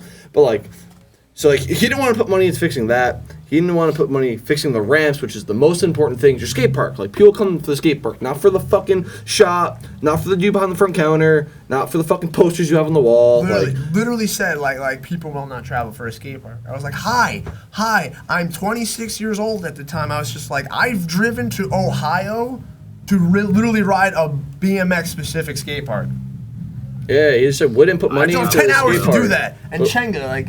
But would rather put money into, like, random stupid shit that like wouldn't do anything, like stupid stuff that he would put out on like tables that people would steal. Like, scooter parts we would tell him not to buy. He'd be like, I bought 30 the of wrong them. stuff, or like we would tell him to buy something and he wouldn't, or he'd buy you'll make like money if you buy this. Too small quantity and sell out like right away and be like, we told you like to buy this, or most probably just wouldn't put money into the skate park. So I was like younger. When I worked there, I wasn't even like 18 by the time I ended up working there because I graduated when I was 17.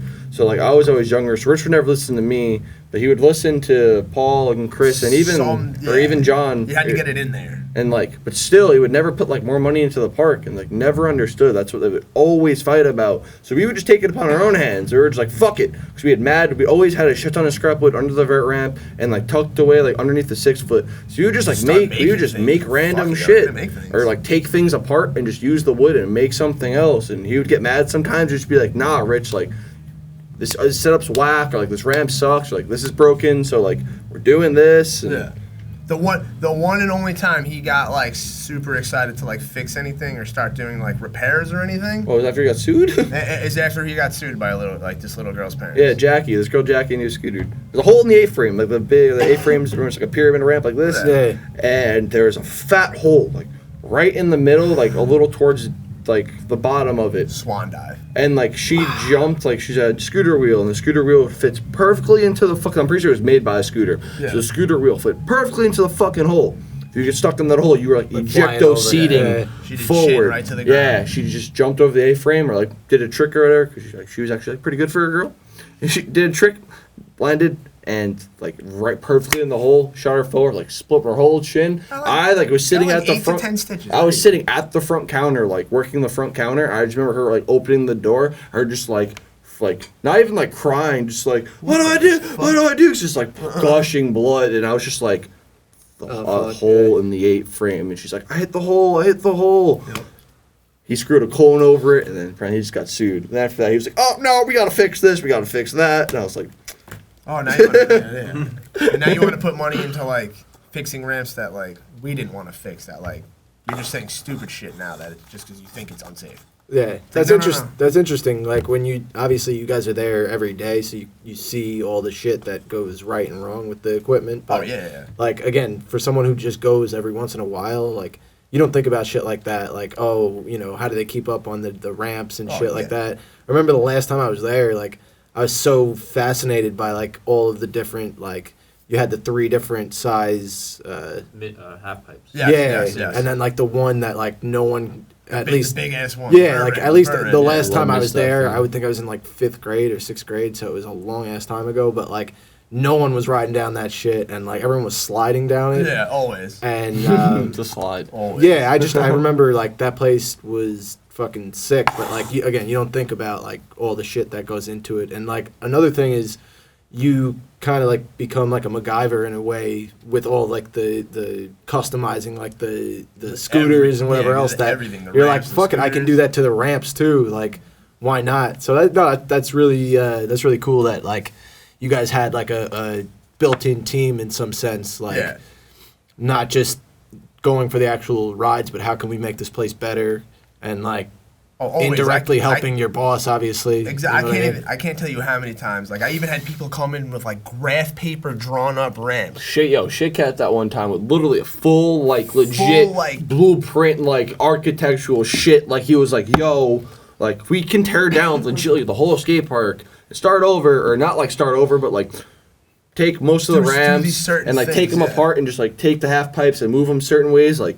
This can be it, and it was so sick. And then he drew up one, I think with Chris, right? Or you, John, and Chris drew up one. Me, Chris, and Oscar. They drew up one. We had to excommunicate Oscar because he was getting a little crazy. That one was like perfect, but like Roach never wanted to go for it. But like we showed him an example because this park, the Tick, the Incline Club in Jersey, they closed like a year ago, but they did a huge remodeling, like redid literally the entire park. And like the skate park was always really busy before that, but once they like redid the whole thing, like they definitely got like a big increase in numbers. And we were like, I remember telling that, like trying to show an example of that to Rich, and he was just like never got it. And I was like, it's a skate park, people come for the skate park, not for the shop. And it's not even like, and like it was like the littlest thing. Yes, it was a big change, and it would have gotten done. I would have gotten more than like 40 people with like legit tools to come help us and like actually put time in.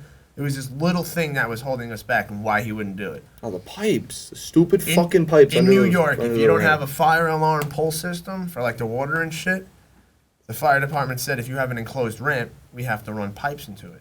So underneath that, like 3 different size half pipe ramp, underneath the deckings, and then the vert ramp. The vert ramp actually had electric underneath it. It had 2 lights underneath both sides of the ramp. Right.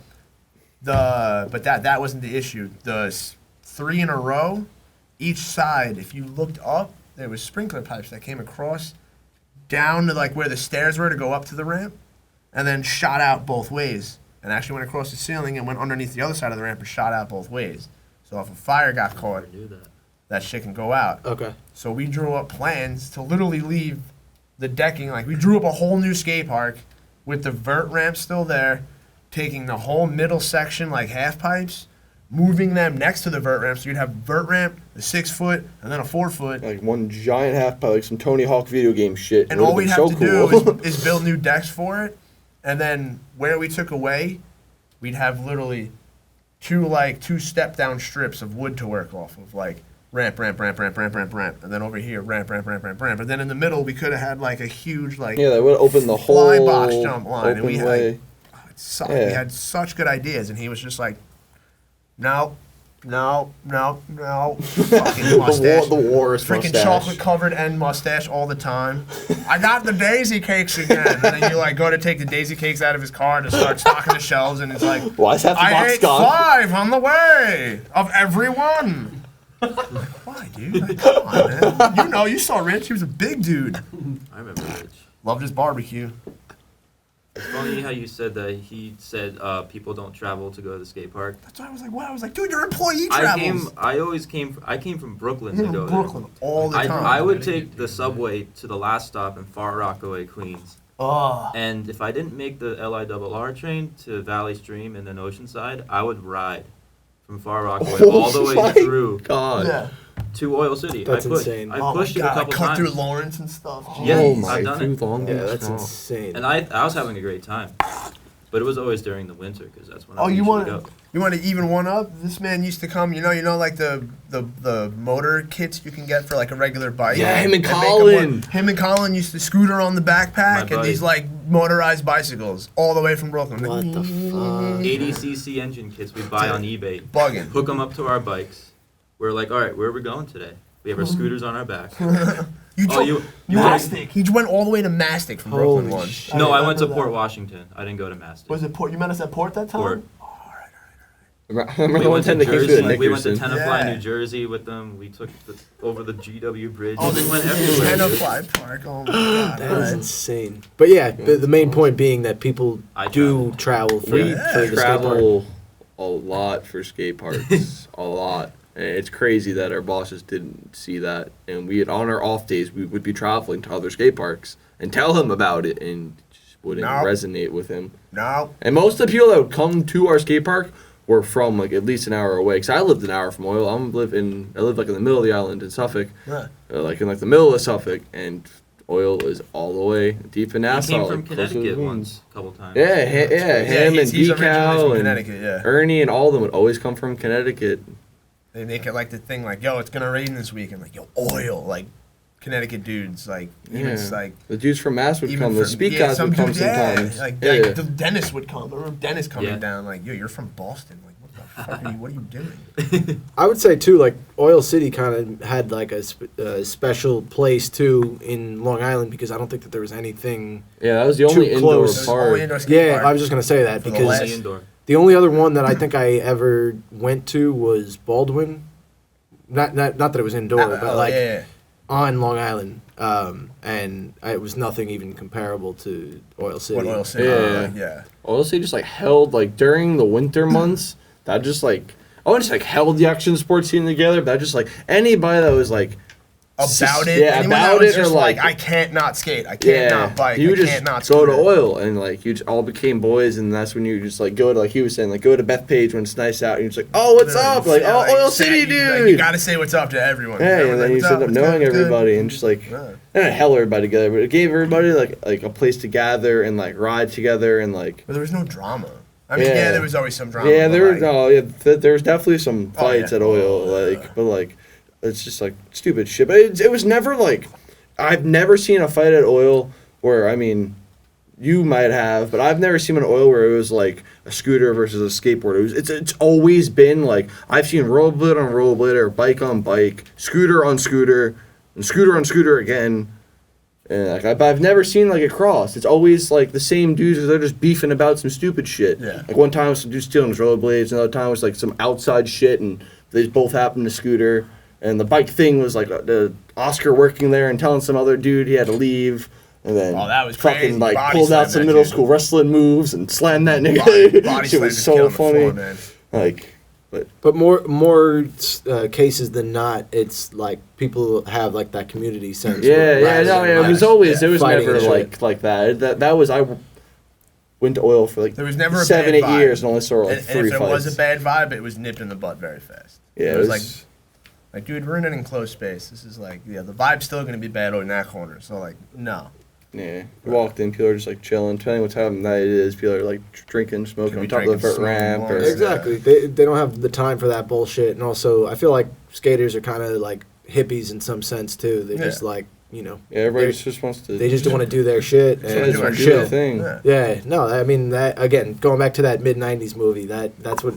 Yeah, they literally directly just want to reminds me chill, of. drink beers. I never got to experience that because I didn't really have like a lot of skater friends. I did it for a couple of years and then I kind of fell out of it. I was doing more wrestling and whatever else, but I always kept up with all sports. Yeah. But I still skate nowadays. I have the same Oil City deck that I've had for. Don't ever get. I have Oh, an no. Oil City Fuck deck. it. It's not Never the get same rid one of you that. have. Yeah, it's a blind deck, but on the grip tape, it's got Oil City spray painted on it. So Okay, that's awesome. It's not an actual Oil City deck, but Okay. it just the shit never. I used the same grip tape the entire time. That's so fucking awesome. and bro. I just I took off the blind wheels and I put on my longboarding. You mean like kind of like Trucks. a cruiser board? Yeah, exactly. alright. I didn't know it had a specific name, but that shit fucking flies when I want to just Oh, yeah. cruise around Astoria. Like, yeah. And you have a Yeah, nose and a man. tail. Like I don't get how people like longboard. Like, all right, I'm going to work. They get off the train at Penn. I see them on a longboard. I'm like, what are you doing? I'm like, bro, do you know like the P word, like pothole, dude? Yeah. Like what? Like, we just roll right through it. I'm like, no. Like you have to be able to like just a little bit. Like you gotta most of have those a little people, tail. most of those people, I feel like are I hate to use this word, but posers in that sense. They're like, just idiots. They're like, this will be a fun way to get around. Exactly. They want to feel like they're involved. I'm kind of a poser, so I can't really like use that word because then I'm a hypocrite. But at least like at least have some sort of common sense and scope out the whole situation. They don't. When I was in college, both of my roommates were skaters, so they were just like, "Give me that fucking board." And they just ripped off whatever I had on there. And again, like... You need a 12-pack? I'll be right back. My roommate broke my longboard, actually, the deck, because he was... Bouncing on it? Bouncing and just started snap at some point. So he's like, give me your skateboard. We'll fix this real quick. And like, I never turned back from there because I wasn't really big on doing tricks and shit, but... just to be able to like cruise around, you have more control like, with that thing, right? Especially in college too. Yeah, like you want to be able to like have something to like hop on and get around quick. The control on it was so much better because again, you don't hit potholes and shit, and like you know how much more comfortable it is to be on a skateboarding deck versus like you're limited on a longboarding deck. To, like, really move it around. Flexes. So weird. Like the drop-in boards, the boards that are literally they're shaped like this. Yeah, why are you pushing that in the city? I can't. I never figured those out either. Like there's sometimes like the 3 years I worked for the union, I was all in the city except for Queens for like a couple months. If the weather was nice, I got off at Penn. I don't give a fuck where my job was. I pushed to my job, job, get my cup of coffee on the way, and go to work. Push home. What the fuck? New York streets. A lot of the streets. Yes, please. A lot of the streets are freaking gnarly. But if even for a scooter wheel, dude, these streets are destroyed. It's sad too because now the NYPD is really cracking down on bikers and on the skaters. sidewalk and stuff. Perfect. I've gotten they're giving on the sidewalk before. They're giving out tickets Queens. for I've gotten a ticket on the sidewalk. So stupid. You. I was like, really? I'm always on the sidewalk. Yeah, and it's crazy too because like you think, all right, well I have enough control over this that like I'm not even worried about like smashing into someone or whatever else, but like they're so like I feel like biased against these certain like athletes in some sense that it's just like, oh well, these people are just notoriously causing trouble, so it's like no, like this is where we'll fill our quota or whatever else, I was telling him twice I've taken out 2 little Asian. Wow, someone's probably calling me. It's fine. Whoa. I was like, whoa. 2 little. That TV makes sounds sometimes. These 2, I've knocked over 2 Asian girls. I broke this Asian girl's iPhone. It smashed the ground. Why? They were doing the typical New Yorker thing, crossing the street like this. Dude, that is the absolute worst too. That shit drives me nuts when I'm trying to ride my bike through the city. And I get people cross through, and then like you're the asshole if you don't stop while they have the red hand. Exactly. It's like, yo, I give them the benefit of the doubt. She was literally crossing on her phone, and I literally was like, "Screw, like heads up!" And I didn't even bat an eye.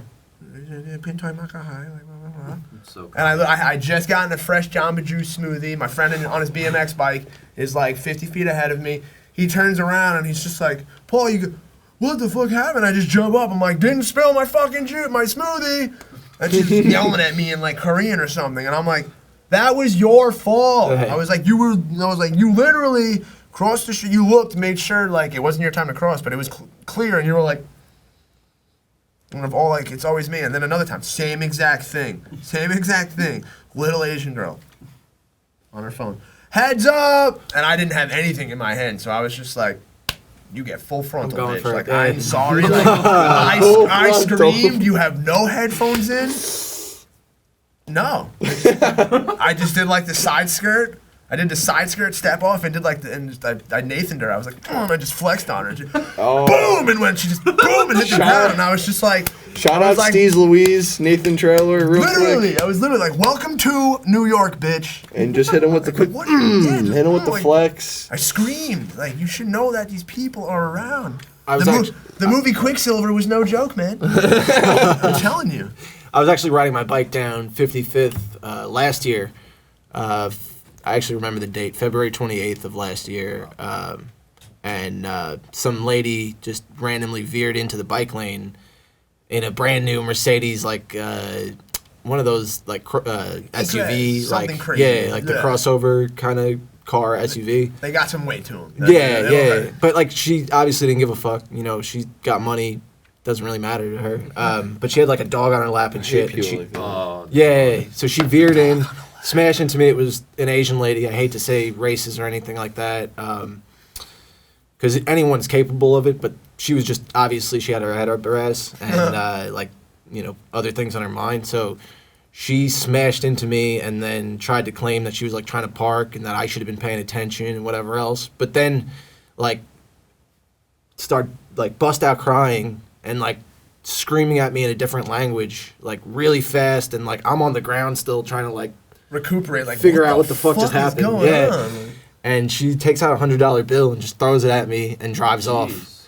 And like in that sense, I was just like, what just happened? Like I just made $100, man. That was awesome. No, it wasn't. No, it wasn't cool though, because my bike was destroyed and like I had like multiple. I didn't have anything actually broken, but like it felt like my body was like destroyed at that point in time because I needed 5. I needed at least 500. Yeah, at least 5 of those. I didn't get to say anything to this lady though, because it all happened so fast, and I was like kind of freaked out. You know, like I just went flying over my handlebars and like basically head first into another car that was parked on the side. So like I'm laying in the street between like a parked car and like cars that are flying by me.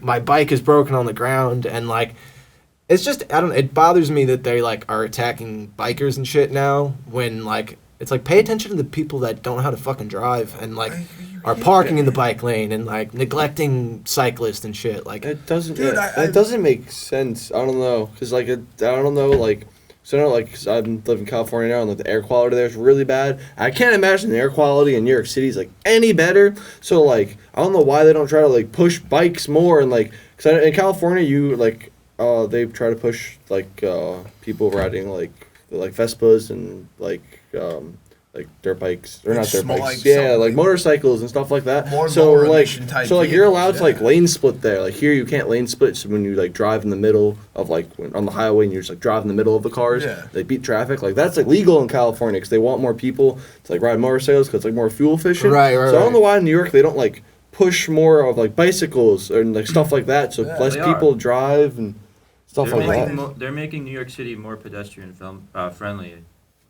Constantly. They are, but at the same point in time, they're also targeting them in the sense like some dude was riding with his buddy in Central Park over the weekend, and him and his buddies, like, they were gonna have a race in like the bike area of Central Park, and these cops, in like a ridiculous amount of force, probably like 5 kids, there was like 20 cops, confiscated their bikes, gave them tickets because they didn't have bells on their bike. I've heard about that. Which was absolutely insane to me because I don't have a bell on my bike. Like, that's lame. I'll yell if I have to, you know? What the hell? I've heard tickets about, like, the I don't bells, have time to the think lights. and use my finger. I have time to scream, though. Yeah, so, I mean, like...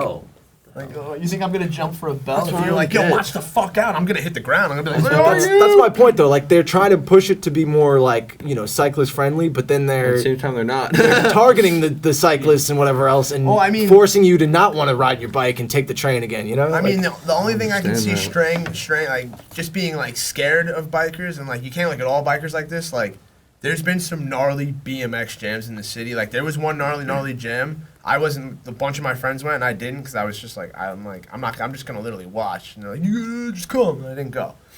But other than that, it got to the point where, like, it was so reckless. Like, people were just, like, riding past, like, people and just, clocking people, like, taking people out. My friend Buggy, like, was mobbing and, like, screamed at this couple making out on the sidewalk, and he was just like, he's like, yo, I got a bad knee. It was either put the knee down, buckle my knee, or literally couple making out. He went right through, bam, face, all the face, and just was like, I just kept going. But like there was numerous fights, hopping cars, like jumping on cop cars and just keep going, and and there was probably like 1,000 BMXers deep, because like this was like one of the first animal jams, like them having it back again. So like it was nuts. Yeah. It was fucking crazy. Like I was watching the video they made for it, and I saw like my friend Ray, big jack black dude. Big jack. I've known him since I was like 10 years old. Like almost like murders someone on get out of their car, and he was like, yeah, and they're like, oh, he's really scary. The guy was like, all right, I want nothing to do with this. Like, get out of here. He thought he wanted some. No, I'm sorry. If that man grabs you, you're done. Ray? Oh, you know. Gnarly. That's another dude. He's 30. He might be like 39 now. This guy like pushes himself to like BMX pro status level for no reason, just for like the enjoyment of that. He knows that like I could do that. You know, like 360 out of like a 20-foot gap dirt jump that's like 12 feet off the ground, just because he's like, why not? I can. I'm ready. Yeah. And like his son's what? Kiani is like what, 6 or 7? And Oh, he's that old now? like 6 or Sheesh. 7. He's gonna be a prodigy. The kid rides a bike like he's an adult. It's crazy. God damn. Yeah. But yeah, but getting back to like what we were just saying though, like there's been reasons why they should be doing that. You're saying. Yeah, like you got like People, listen. I'm feel no like there's denying the more- fact that I blow through red lights and shit sometimes, time, but yeah. like, you look both ways first. You know, you the cars, fucking- the taxis do the same thing. Oh, I'm like exactly. terrified when I see a taxi near me. I'm like, what's he gonna Well, do? and because they pay so much for those fucking medallions and shit, like the cops just leave them alone because Yeah. I'm sure they get a cut of whatever it is. I mean, they have nothing to gain from bikers and Yeah. skaters and whatever else. So instead, they're like, fuck it, I can And then, power like- trip this guy and Exactly, also like- maybe write a ticket and whatever and prove my point that, you know, they're just bad attitude, you know, scumbags or whatever. Meanwhile, it's like these guys are really provoking people Like, to it's- do that it's their shit. So, fault. Like, it's completely their fault. but it's got, I mean, like the skating world and the scootering and the biking, they all have negative, you know, things associated with So, them yeah, because like, of. we're looked at as like the rebels, the delinquents, the miscreants. This is why my friend made this company. The miscreants. We're looked at as like, but like, it's like yo, fuck you. You're a miscreant in your own way, and you don't even know it. Like, you're a miscreant for going with society. Go fuck yourself. This is my miscreantism. Exactly. That's a word I can say. Like, this is like, fuck you. Like, I'm like, why do I have to not have tattoos and have a nose piercing and 30 and not be allowed to have a mohawk that's green? Like, are you kidding me? Like, what? I was like, there's people out there that are 80 and they're covered in tattoos from head to toe. And they lived a happy life and they were fine. And they're 80. They survived. They made it. You made it. You did all this shit and you made it. Why can't I do that? Yeah, that's what pisses me off. People just like stare at us mad weird or like. Like, what are you? I'm a human being. What are you? A human being? Yeah, or like I know probably people get like when skaters skate they get looked at, but like when you're like in like a group of like when we ride, cause like I'm 21 and like he's 30. I'm the like me and my friend Brandon Blom are like the youngest that we scooter with. And everybody else is in between 21 and 30. The looks that we get when especially we go to the city, and there's like a group of like grown men on scooters, dude. Everywhere. Scooter gang, Like the weirdest looks, and it's just like it makes me so much like this is like the same thing, like skating or like. But do you think else. it's for the like the wrong reasons, or is it Yes. because you guys are? Yeah, like, no, it is Yes. like they just think like we're fucking faggots, and like Most- they will scream like scooter fags like all the time. And I will turn around and be like, "What the fuck did you say?" Like I'm not a kid, like. What's good? Fuck yeah, like dude, like I've got I literally got kicked out of Woodward and I cannot work at Woodward again because like I got into an argument with some chick about scootering and like I've gotten into another argument at like the Woodward East like over scooters, like I don't care, like I've gotten into a fight at the skate park for like people, like I don't give a fuck, like Yeah, like, it's what I enjoy, and like I just hate when people give us dirty looks and like I'm Someone like yelled at me and called me a faggot for scootering, and it was just some random dude on the sidewalk. He was See, like, some what the crazy fuck? I hate that the most too. They're just like don't even like we're not even bothering them. They So just roll past stupid, us and they say yeah. some shit. It's I mad ignore it. annoying.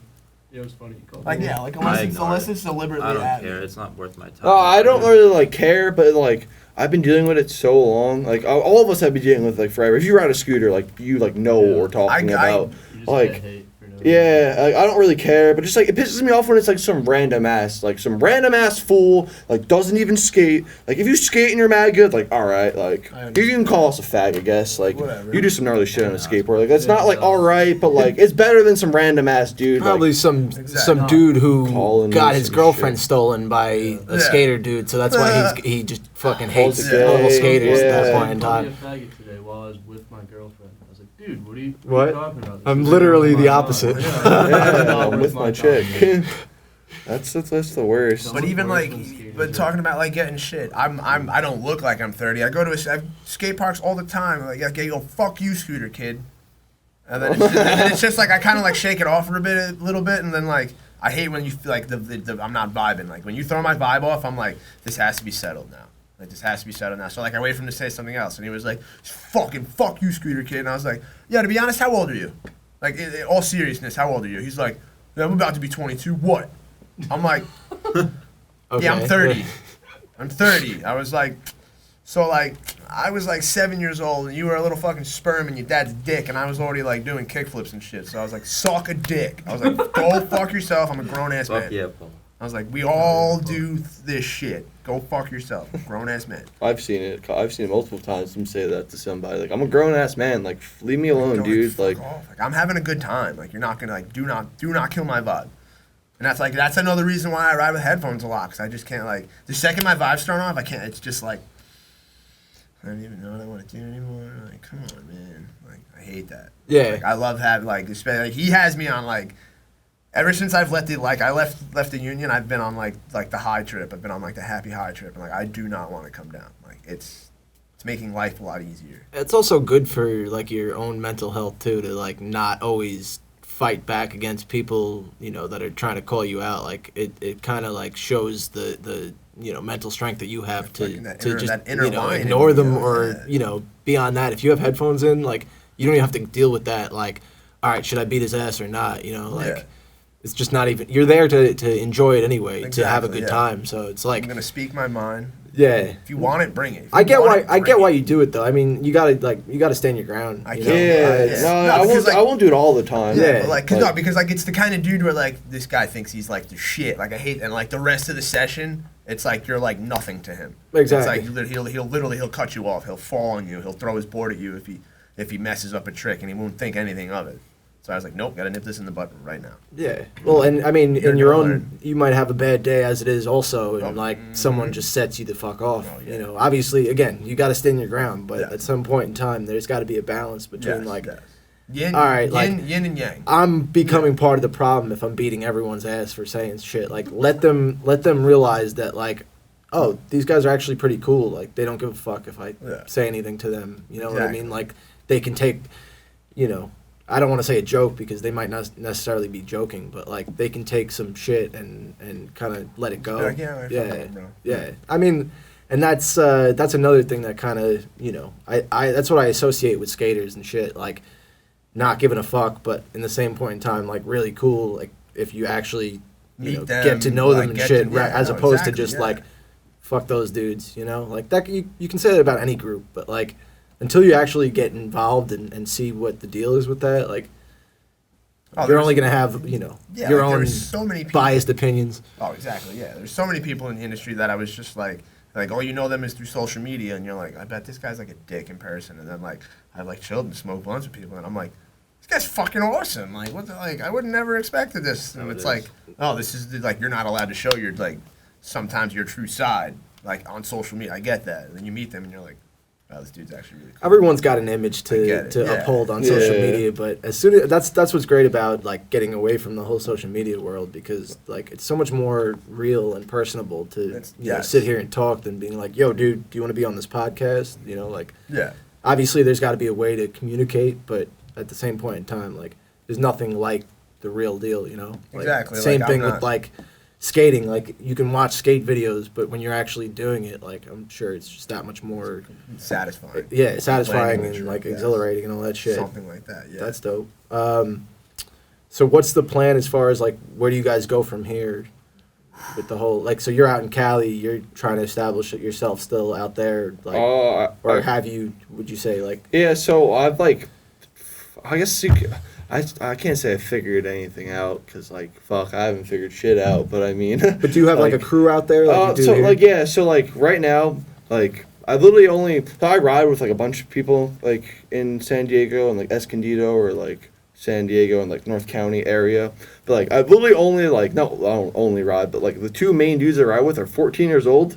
That sounds crazy. Every time I say it, people they, like smile or give me a face and like, nah, like I'm not weird. Like they're really cool kids, but like, you know, it's like Martin. It's Martin and Theo. They're like the two dopest kids ever. They're like about it. Yeah, they like don't talk like kids. Like I can talk to them like actual fucking adults. Like they like know what's up. They like know like manners and like skate park manners and like even like filming manners, like when you land a trick, like don't fucking scream right away, or like stupid, just like little shit, or like if I ask you like please move out the way, because like I'm trying to get this angle or something, they're like, oh what dude, or some shit. They just like get it, and they're really good. Like this kid Theo just got on the scooter farm, and I filmed almost this whole video, and I just had to leave to come back home. So I left him my other camera that I have, and he filmed.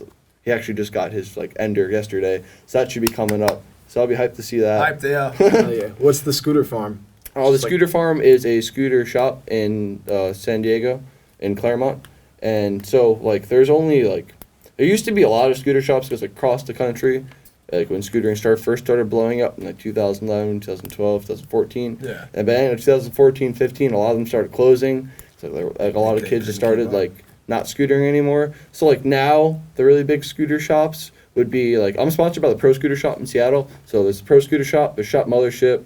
The Vault is like the biggest like in the world right now. Like online sales, I think like they probably do the most. Definitely. It's them and the Scooter Farm, which is like in America. So, Outset, like, don't forget Outset. oh yeah, and Outset in Outset. Chicago, and I guess like Broadway. I guess Pro Scooters in in Brooklyn. Yeah, that's in Brooklyn. Yeah, them too. I might be forgetting like one or other ones, but those are like the main ones. And the Scooter Farm's like a scooter store, like legitimately only dedicated scooters. You walk in, it's nothing but scooters. There's like John Dev works there. He's a pro scooter rider. Tommy Cristiano works there, and then they have like a really crazy pro team with like a lot of big pro scooter riders there and stuff like that. It's got a little mini skate park in the back. Skate park in the back. When I think of scootering, it's kind of like a good kept secret in a way, because I feel like a lot of people don't Yeah, so get enough exposure of it. Dude, like the talent. I didn't realize how big it was, even just talking to you guys. Like, yeah, talent out there is it's really insane. big. Like if like I don't know exact numbers, but I know like the Vault does like more than 5 million. They probably do like close to 10 million a year in like sales and scootering, and that's like not to everybody in the world. That's just like what they do. Yeah. Like there's a lot of like not money in scootering, but there's like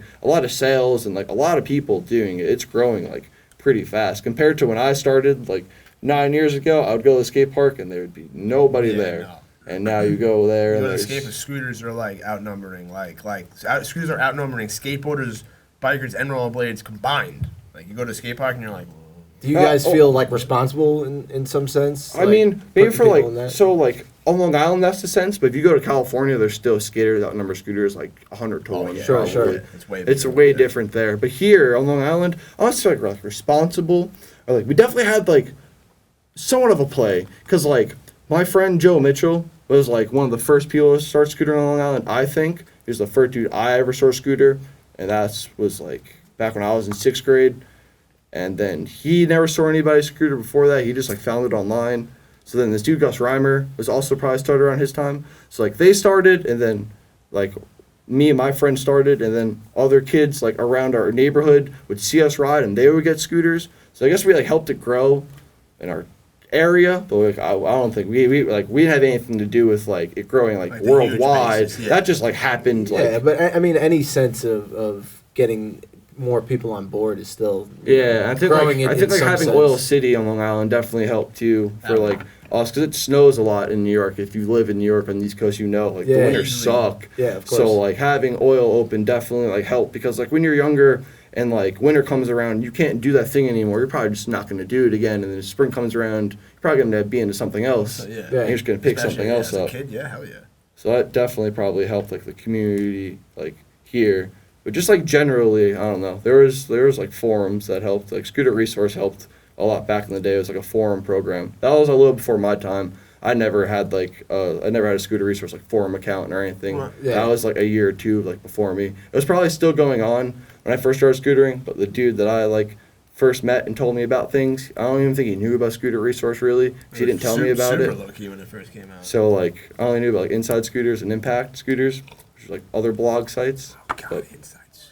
I think that more really helped grow things. Yeah, no, that's really interesting. So what do you ultimately want to do, like with the whole scootering thing? Obviously, be pro, but like Yeah, so like, I would like to be pro. I mean, to be honest, like being pro like takes a lot. Like, scootering's really weird now because we're so young. So like, there's like, I guess you could say that there's definitely now like scootering isn't like segregated, but there's like you can ride contests or you ride like I guess like street and you're on like handrails and more like hardcore gnarly street. Or yeah, like riding, like you like film video parks and you'll go to street jams and stuff and like you'll still ride skate parks, but like you're not going to like a park contest and like strapping on a helmet and putting on pads and like doing a bunch of buttercups and like flips crazy stuff. Flippity do like stuff. you're probably not doing that. So like there's like kids, like, cause I've like heard like discussions from parents at contests, like talking about like, why isn't my kid pro? He's entered like so many pro contests, like blah, blah, blah, this, that. Like really like no one gives a fuck about like if you entered a pro contest. Like you can be like Johnny, 10 years old, just learning how to tail whip and enter a pro contest. Like there's no guidelines that like you have to, there is in certain contests, but those are like pro only contests and you have to like be invited to or like qualify into. But like you can just join a pro contest and then people just like think you're pro. But like really to be pro, like you should have like multiple video parts. Like people should know who you are, or like really just like a scootering portfolio. Yeah, literally. like you should have video parts and like show that you're dedicated and like. Yeah, I don't know. So it seems like you're on your way in that sense because you know a shit ton of people that. Yeah, it's also like it is also who you know because like I know like a handful of people. Like my friend like Nathan, I was talking about Nathan Treller. He dropped like 5 video parts in the last year, and like he has like a shop sponsor, but like not like a big part sponsor yet. And like people will like call him pro, but he's like not pro. 'Cause he's like not on pro teams, not getting like a monthly check. And even like a lot of scooter pros like don't get a monthly check, or if they do, it's like very small to where they can't live off of it. But like you mean from like a sponsor? Yeah, yeah. So like I'm not gonna go into like dollar amounts or anything about No. how many people make, but like most companies like or like I only know of like 2 companies that maybe I could be even wrong, like 2 companies that like pay enough to where like you could like live. Yeah, you off can of like monthly. Yeah, you could actually like. What you're gonna say, Ethic? Yeah, like Ethic and Envy are the only 2 companies I've heard of to where you actually can like get. The riders are paid. Yeah, you get paid. Well. You get paid like enough to where you could actually like not have a job, and like just scooter, but like that's really about it. There's only X amount of people that probably get. Yeah, no, there's I can name like off like probably like my hands that like the people that like just scooter, and I'm not talking about like YouTube because there's a lot of like pro scooter riders that do YouTube like vlogging and stuff, and they make like 100 times the amount of money they make a month from their sponsor on like off their YouTube revenue. Of course. So like I'm not talking about YouTube revenue, but there's probably like not even a handful, maybe only like maybe 10 or less that like in the world that are just doing it off like scootering. Like I get like $2,000 a month. I'm good. But like what you just said, like there's not even $2,000. Like fucking most pros probably make like no most like I want to say most pros companies are getting paid either nothing or like less than $500 a month. So I'm not going in dollars again. But like I know how much like pros have made. It's not much like. But there's multiple platforms to do it. Like so like that's YouTube why and social media. Yeah, so like that's why a lot of them you go can to advertise YouTube. yourself as opposed to just sending out these tapes like people did in the 90s. Yeah, like exactly. Instead videos of and doing shit. that, it's easier way to like promote yourself. And then companies like now like a lot of companies will like not a lot, but like a good amount of companies, especially if they're like more towards like kid oriented, they like if you like vlog or big on YouTube because then you have a bigger like kid presence. Sure. And like I'm not gonna say like, I do watch like some vlogs and other videos and like I don't know if they do or not, but like it's definitely more like kid oriented, like those videos. So like those kind of companies will like if you do that, but then like if you ride like more say like I guess frails or something like that or more like street part or like street like a company just wants like they want like content like film and photos and like they don't care so much about Instagram, like they'll want you to post a little bit, but like it's not going to be like in your contract or something like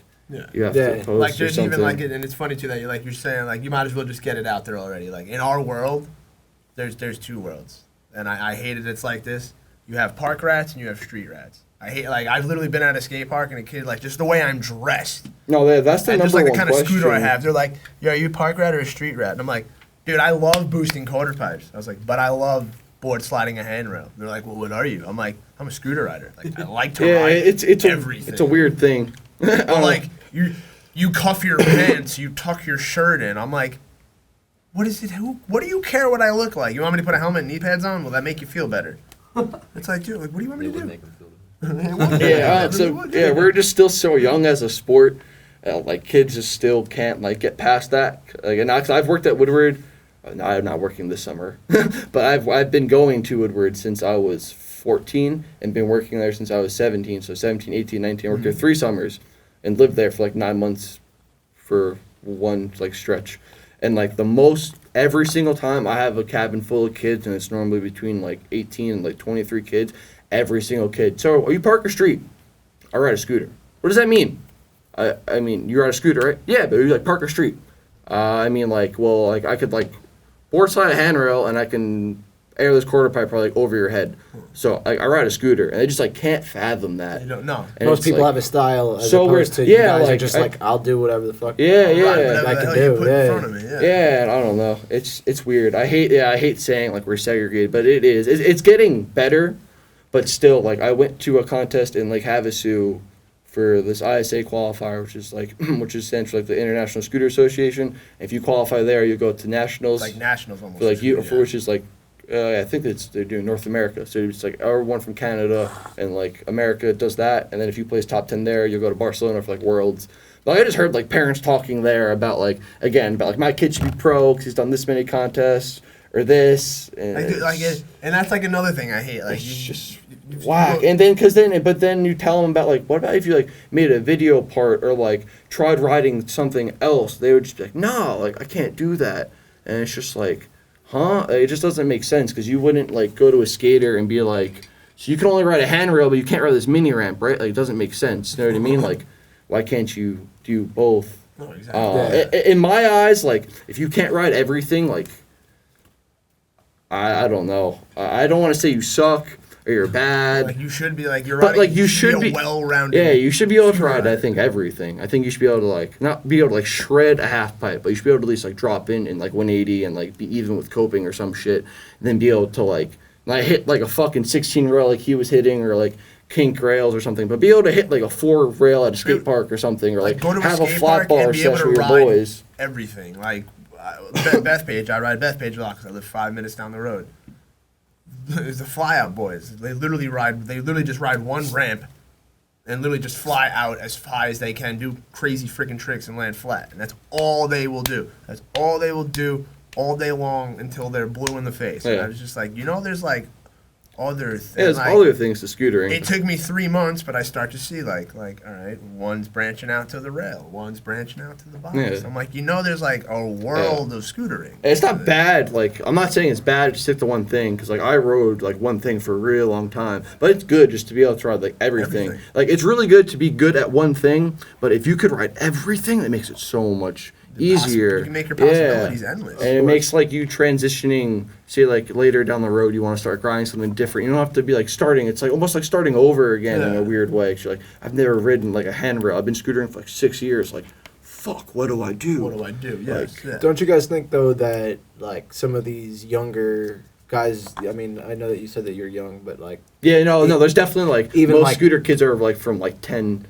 or like 9 to like 12. I think is like the age range. Don't you think though that they need like some sort of kick in the ass or like words of wisdom like from older guys that are experienced in the same industry, like to we you like guys should start molding yourself to be more like this as opposed to just focusing on this. Yeah, one I thing. try to tell them that. But I think sometimes I'd come off as like as a dick, but I'm very hyper and I speak very fast. Very excited. And then when I get excited, I speak louder. So then they may think I'm like yelling at them, Yeah. and they don't take nice to me ever. Like trying to be like, hey, you want to like try to ride this? Like like always at Bethpage. So my friend Rob, this kid Rob, I love Rob. He's so good at doing tricks. And the other day I was like, hey, dude, like. What if I like could teach you how to air? I think he took it the really wrong way. Yeah, I know. He took it the wrong way. He took it the really wrong Definitely way, and I just wanted to be like, if I can just teach you how to like go like 4 feet above coping on a half pipe. All of those insane Yeah, tricks like you the do tricks to you that. can do, you could probably add like 2 more tricks like into it, and it'd be crazy. And he just like took it the wrong way. I just probably explained it bad. Yeah. But I was just trying to explain to him like, you've been riding scooters since you were like 13. You're now like 18 or whatever. Like you're really good at one thing. Like try doing something a little different and like taking those tricks that you have really good to like something else. Yeah. And like maybe try filming them and then like not putting them right on Instagram and like saving them for a video and like something like that and like try something a Expand your little horizons different. a little bit. Yeah, not just like stick to one thing. And instant. All these kids want instant satisfaction. No one can hold on to things. It's like, yo, film with something. social hold on to media it. and people have And social media's like I want, such love big me. egos, you Yeah, know, love me, like love me, I'm love the me. best at this, so that's why I'm just gonna keep doing this to like get even better at it. Versus like, nah, yo, if you try all this, you might be that much better. Yeah, and at just all of save these. it all Yeah. and the worst thing is like you can't look up like an Instagram clip. Like you can't just be like, oh yo, this dude did something in 2015. Let me scroll for like an hour to get to this clip, and maybe I'll find the fucking thumbnail that I think I remember it being. You know what I mean? Like, Yeah. but versus a video, like, oh, I'm gonna type in, say like who's saying anyone's video, type in someone's fucking video, just be like, oh, then like there's the clip, or you know it's part of the video, or, like, you know what I mean? It's better, and people appreciate that more. It could be 2 years later and just be like, yo, did everyone forget blah blah blah did this? And then boom, you just put it up on your story, and they're like, oh, now they have to go watch that whole YouTube video now. Boom, and guess what? It was there instantly. Yeah, me and our friends always do that. My friend Scott Quinn, he's like the king of doing it. Well, like be at a spot, like, oh, I think he'll pull up the video, like, nah, see, they did this, that, so we can't film this. It's already been done. Yeah. So like, it's the best. Like, you can always just see what's been done, and I don't know. I'm really into like filming videos, but like social media has definitely had a huge effect. Of course. On us, on like, especially scootering, because we're so young we're so we new came into the social media. Yeah, so we're like born in with the social media. It doesn't like, it's definitely helped us grow a lot, but it's definitely killed like video parts so much. Like I've heard grown men. Like I was out riding with a couple of the BMXers were pro, and like I was with my friend who's like at their level. And like you just hear the guy talking, and he's just like, I hate to put it like this. He's like, it sucks that like the amount. He's like, literally, he's like, that number on your followers could literally make or break you with like a sponsorship, money.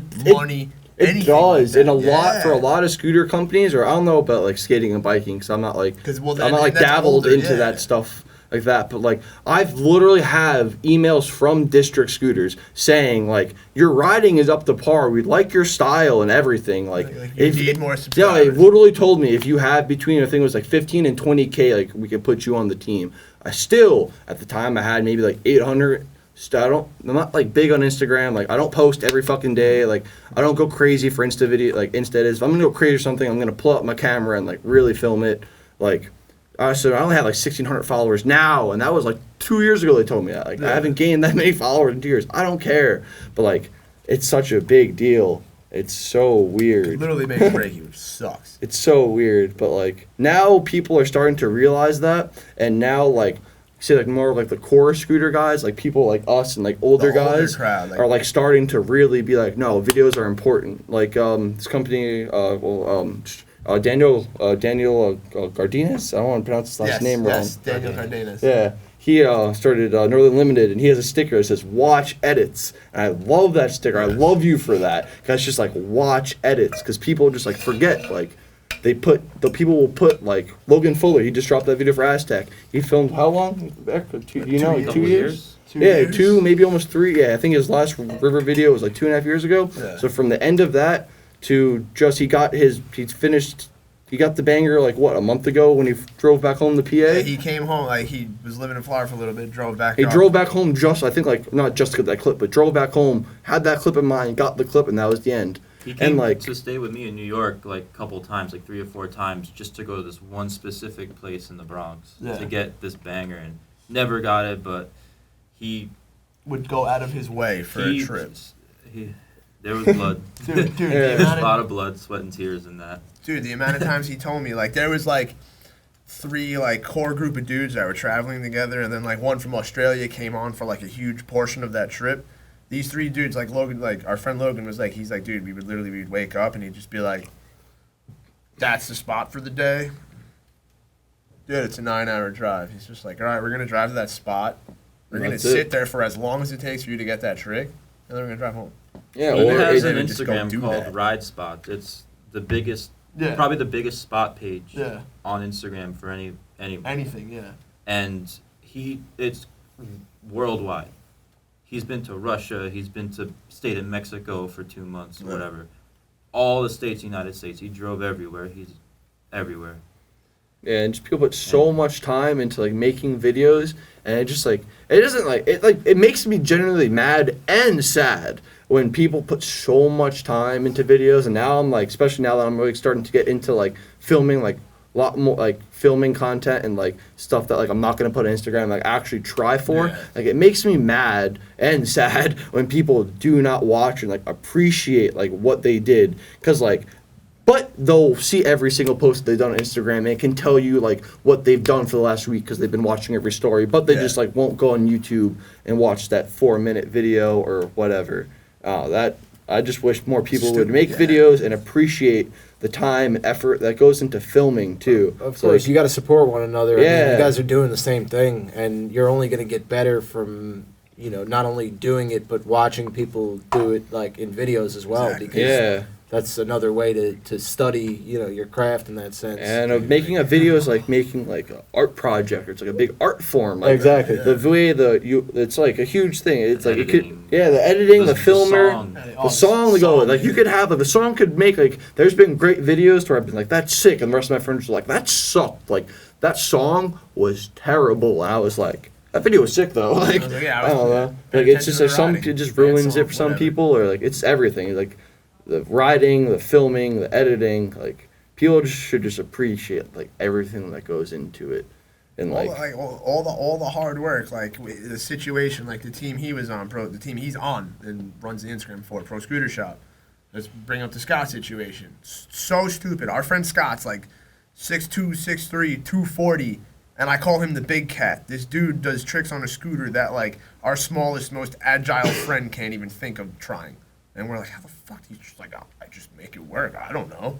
This one dude, I'm not even going to put out names, but like he was trying to get our friend Scott like onto Pro Scooter Shop and like sent a video of him in, and like one dude was just like, no, like fuck that dude, like he's mad sketchy, like fuck that guy, that clip, blah, blah, blah, was garbage, blah, blah, blah. And Joe was just like, dude, he's like 6'2", 240, like whipping is doing a four trick combo, like. Oh, what? Because like when he landed like a like big man, and wasn't like so steezy and cat like. What do you expect? You're not going to see too many other guys of his stature. He's literally like the only dude of his size. Yeah, he's on the right. Yeah, he doesn't look big boy. He doesn't look the skater type from but like he does, as opposed to the rest of you guys. The way that you're skinny and crazy tall. I first met him on a bike, and I'm like, it makes sense that he rides a bike. Yeah. I'm like, you literally remind me of Aaron Ross. You're just a fucking tank on a bike. I'm like, holy crap. Then he's like, yeah, I scooter too, and then I watched him scooter, and I was like, what are you, like Thumbelina on a fucking scooter? I was like, how the fuck do you do that? On the Ion deck. I remember meeting him on Ion deck. I was like, what the fuck? Breaks cards all the time. What's your ultimate goal as far as like, from now, where you're at now to where you want to be? I have literally like created just a step ladder. I don't know where I want to end up. Like right now, I'm in his mode. I'm in like yo, fuck it. I'm happy. I love my life right now. Like he got me hyped to buy this camera. I've like tried so many times to film things. Like I had a Canon. I had the Canon T3 Rebel for I've made that B-size. I'm always hurt, and like because I was doing jobs that just entailed putting my body into it and all that. I was all like never was like fully like they've seen me like do crack. I've done crazy shit, and it was just like I didn't tell them how much like I'm in pain all the time, and I try not to tell them, but like I'm hurting, and it's just like I fight through it, and I'm feeling it now. I'm like about it. I'm getting healthier. My body's starting to respond now. Like really starting to respond to me now. I'm loving that. I'm not waking up. Like I would wake up and like, now it just takes me 2 hours to get out of the house because I'm just like, I'm at home trying to like do like adulting things and like, all right, blah, blah, blah. But like there'd be times I'd wake up and I'm just like, I need to sit on the couch for like 5 hours. Oh my God, something's wrong. And then but I still will go out and ride. Like it'll take me 5 hours. I'll stretch, shower, and all this crap. I'm like, all right, I'm ready to go. And then I'll eat shit again and feel like crap. But like doing that and then having to wake up at 3:45 every day and then go do construction and like all this other shit. It's just like my body was fucked. So like my ultimate goal now is to just film as much as possible. I want to film as much as possible. Just stack whatever footage I can. Push myself. I'm trying to push my brain and my body to a limit I've never done before. Like I've done some crazy shit. I'm trying to get that feeling back. I'm trying to get that euphoria back of like dude, like a feeling I had yesterday. 2 days, like 2 days ago, I was 18 pounds over for this tournament, and like everyone said I wasn't gonna make, and I fucking made it this morning. Like that euphoria feeling where like you step off the scale, and you're like, I fucking made weight. Like all of you were doubters, like fuck you. Like you all said I couldn't tail whip that gap. Well, boom, I tail whipped that gap. It's on camera, bitch. But like Like right now, I'm not gonna lie. I'm not working right now. I'm not gonna lie. I got lucky with the whole union thing. My 401k money helped me out, fixed my problems. I'm trying to I'm not spending money frugally anymore. I fixed my problems, bought what I wanted to buy, did all that. I have what I want. Still have money saved. I'm starting DoorDash next week, but I'm literally doing DoorDash because I can work. I can literally be like, what do I want to do today? Oh, all right, I'll go work for 4 hours. Get out. Oh, I still have 5 hours of daylight left. Like, yo, you want to meet up and get a clip? I can create my own schedule. I can ride whenever I want to ride. I can wake up and go, I'm not even going to sign into this fucking app today. I'm just going to go ride. Like, I can literally, right now it's figuring out, keeping my happiness going. I'm stepping up the stairway to heaven, you can say, of happiness, and I don't want to step back. You're kind of just playing it by ear of how, however it turns out. My favorite thing I say, Joe Dirt, thank you. Life is a fucking garden, dig it. Hell yeah. Fuck it. My parents for so many years, your future. What are you gonna do with your future? Oh, my dad, and always, when you retire, always, what are you gonna do? always about money. And blah, blah. And I was just like, Mom, by the time I'm 60, I'm probably gonna need knee replacements. I'm probably half my bones and joints are they're gonna be fake. I was like, or it's just or I'm gonna become an alcoholic. I'm already a pothead, and it doesn't affect my life. It doesn't affect my life. I was like, what do you want to be an alcoholic? You want me to really get depressed and keep working these construction jobs? And it's just it got to the point where my girlfriend was scared to leave me alone in the house because she was just you look so sad. You literally just look like you want to blow your head off. And I was like, if I had a gun, I would. I fucking would. I was just I wish I had the balls to just do it. I'm a fucking pussy. I was like, but yeah, I don't want to live. Fuck this shit. Fucking woke up one day. I had a serious conversation with her. Woke up the next day and was just like, yo, this shit's real. I'm figuring this shit out. Fuck this. Once he did all that, once he moved to California, I was just like, yo, create a plan. Don't diverge off of it. Just go. Send it. What's the worst that can happen? Yeah, I think I helped. I'm up Shit's Creek without a paddle. Yeah, he literally. I think I helped push him. I didn't mean to I didn't do it to help push me. I was doing it all for me. But I think that definitely helped. Him seeing me just do it literally within a 2 month span. Pack all my stuff up, quit my job, save money, and just follow my plan and do everything I said I was going to do. I said I was going to leave New York, drive cross country by myself, go to California, work at Woodward. After that, move to San Diego, get an apartment, get a job at a car place. I did all of that. Besides, I got kicked out of Woodward, but I still worked there for almost 3 weeks. Still moved to San Diego, got a job at a car place. That's awesome, man. And you know what? Things don't always work out. Yeah, the way you want it to. I'm happy though. The fact that it still fell into place. Pretty much. Yeah. I mean, fuck what that girl had to say. Yeah, no, pretty much. I was gonna say, I'm happy now that after looking back at one, I'm not mad of what I did at camp, because normally because I've done a lot of stupid shit to get me fired from jobs. I punched the door at a job and cracked the door and cursed out one of the assistant managers at another job and all the stupid other shit, other jobs, and after doing that, I've been I shouldn't have done that. I was either just Max, I didn't smoke weed that day, honestly, or just had a bad day or something with my girlfriend at the time or whatever. And but after doing that, I didn't feel bad. I told my dad, I was I don't feel bad. My dad was so do you feel regret how you always do? Cause he knows I always feel bad. No, I feel good. And then after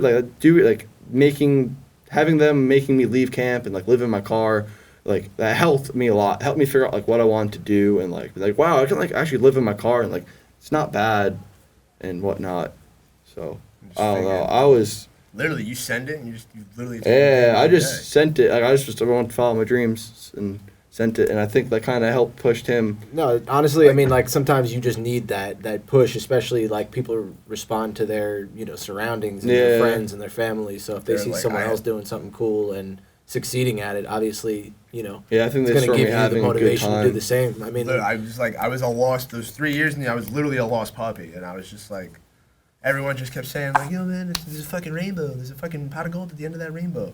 And then I'm 3 years in now watching fucking dudes that are 50 years old and they're I can't retire for 9.5 years. I have to take a hit on my pension. I want to blow my fucking head off. This sucks. I'm I thought Local 3 was the greatest local to be in and you get so much money and the great benefits and all this shit. And it's we're looked at as prestige. We're an educated union.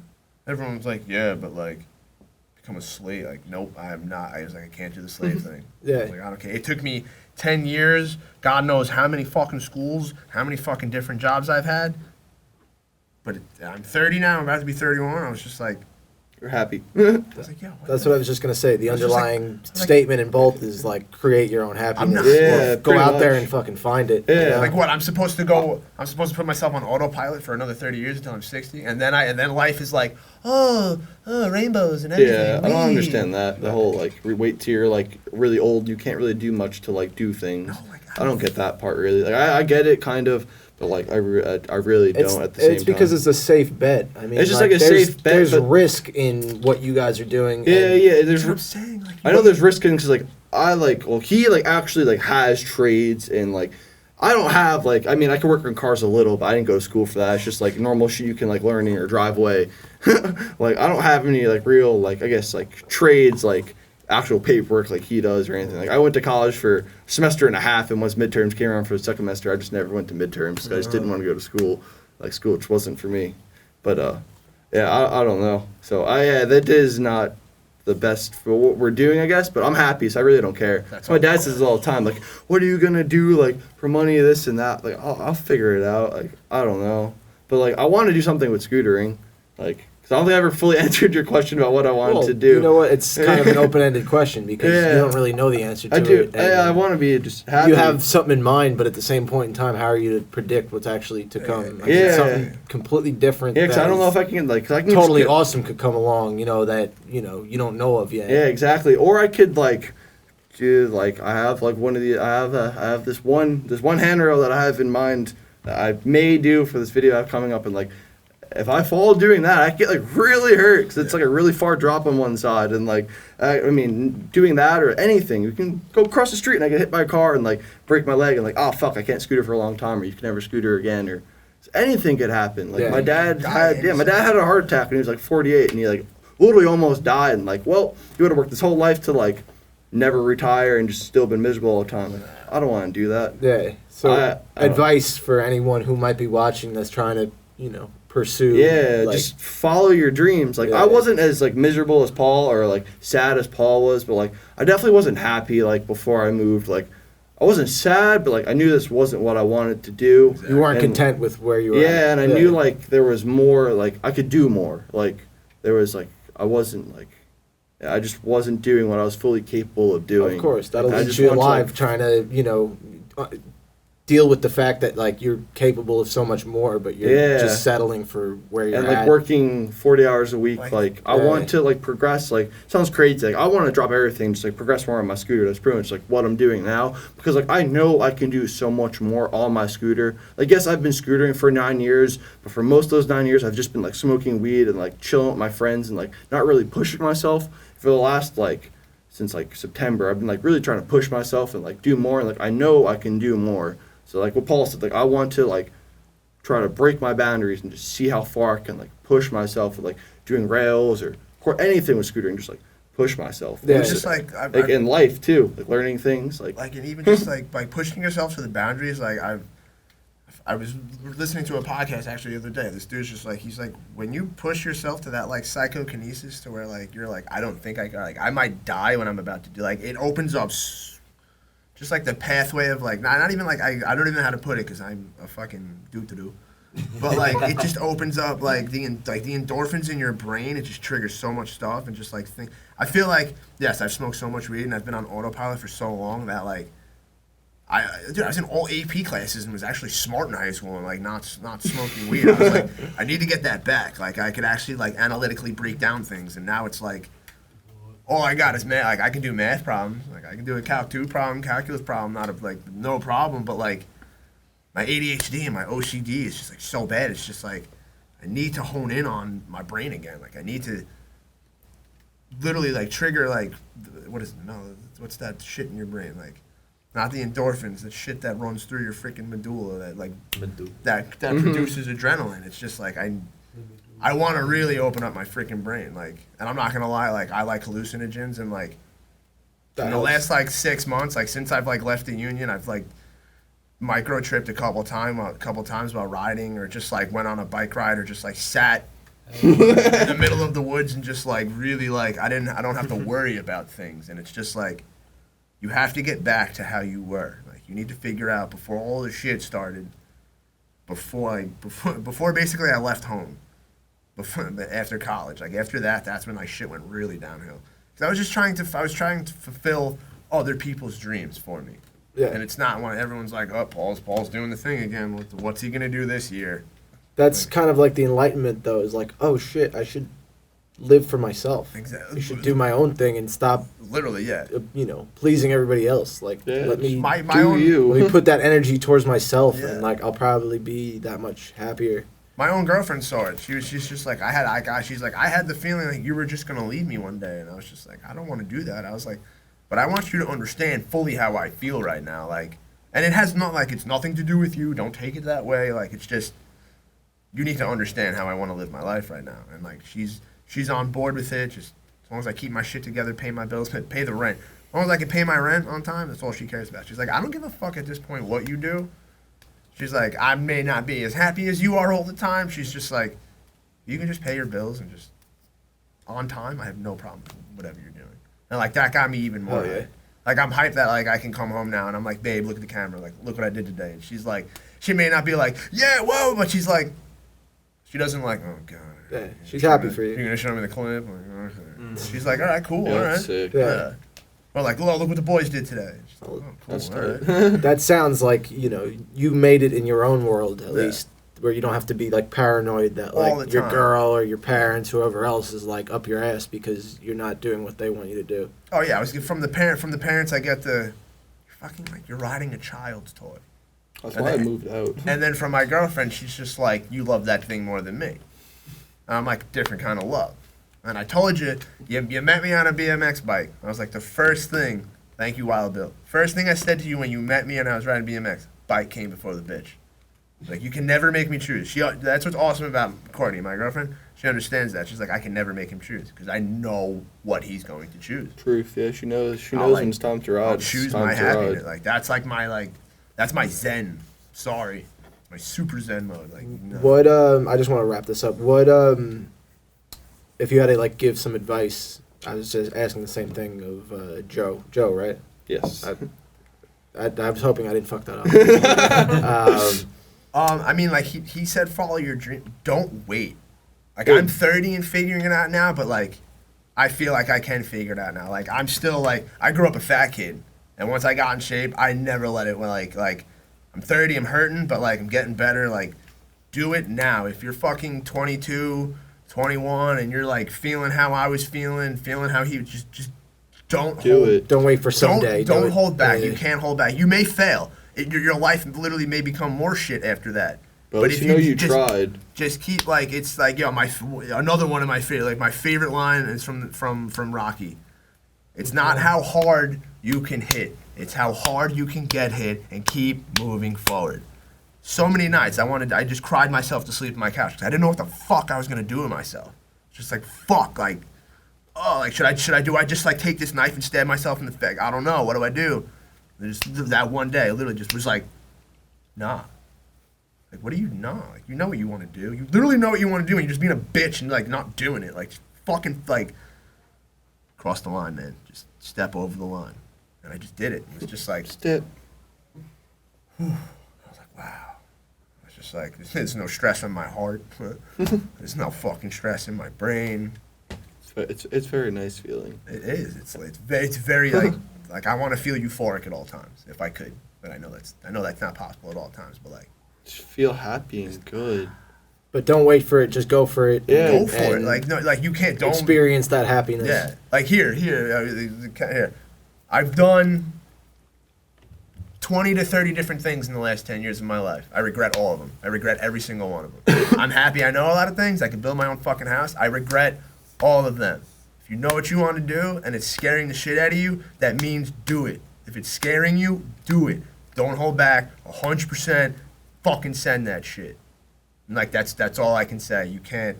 Don't wait till you're 30. Don't wait till you're 30. Because I could have had 10 years of holy shit awesome life and I fucked it up. Yeah. Or don't wait and like even if the thing you want to do so much and like you pursue it, like say whatever me and him are doing and we just fail, like I'm not going to be mad because at least I know I tried. Yes. I don't want to be my dad's age or his age or older to where I like can't do this anymore really and just be like, fuck, what if like when I was like 20 and like sent it, just like did it. And that's what I said one time when I was in California and realized I was doing the same routine again. Like, I'm doing the same routine. I was like, fuck it. Like, I don't want to keep doing this. Like, I'm going to be older one day and just be like, fuck, what if I just, like, tried to actually, like, work in the scooter industry or be a pro scooter rider or just do something in the scooter industry pretty much. Yeah. And just, like, I didn't want to just be like, what if? I wanted to try it and do it and give it my all and not just give it, like, a year because that shit, like,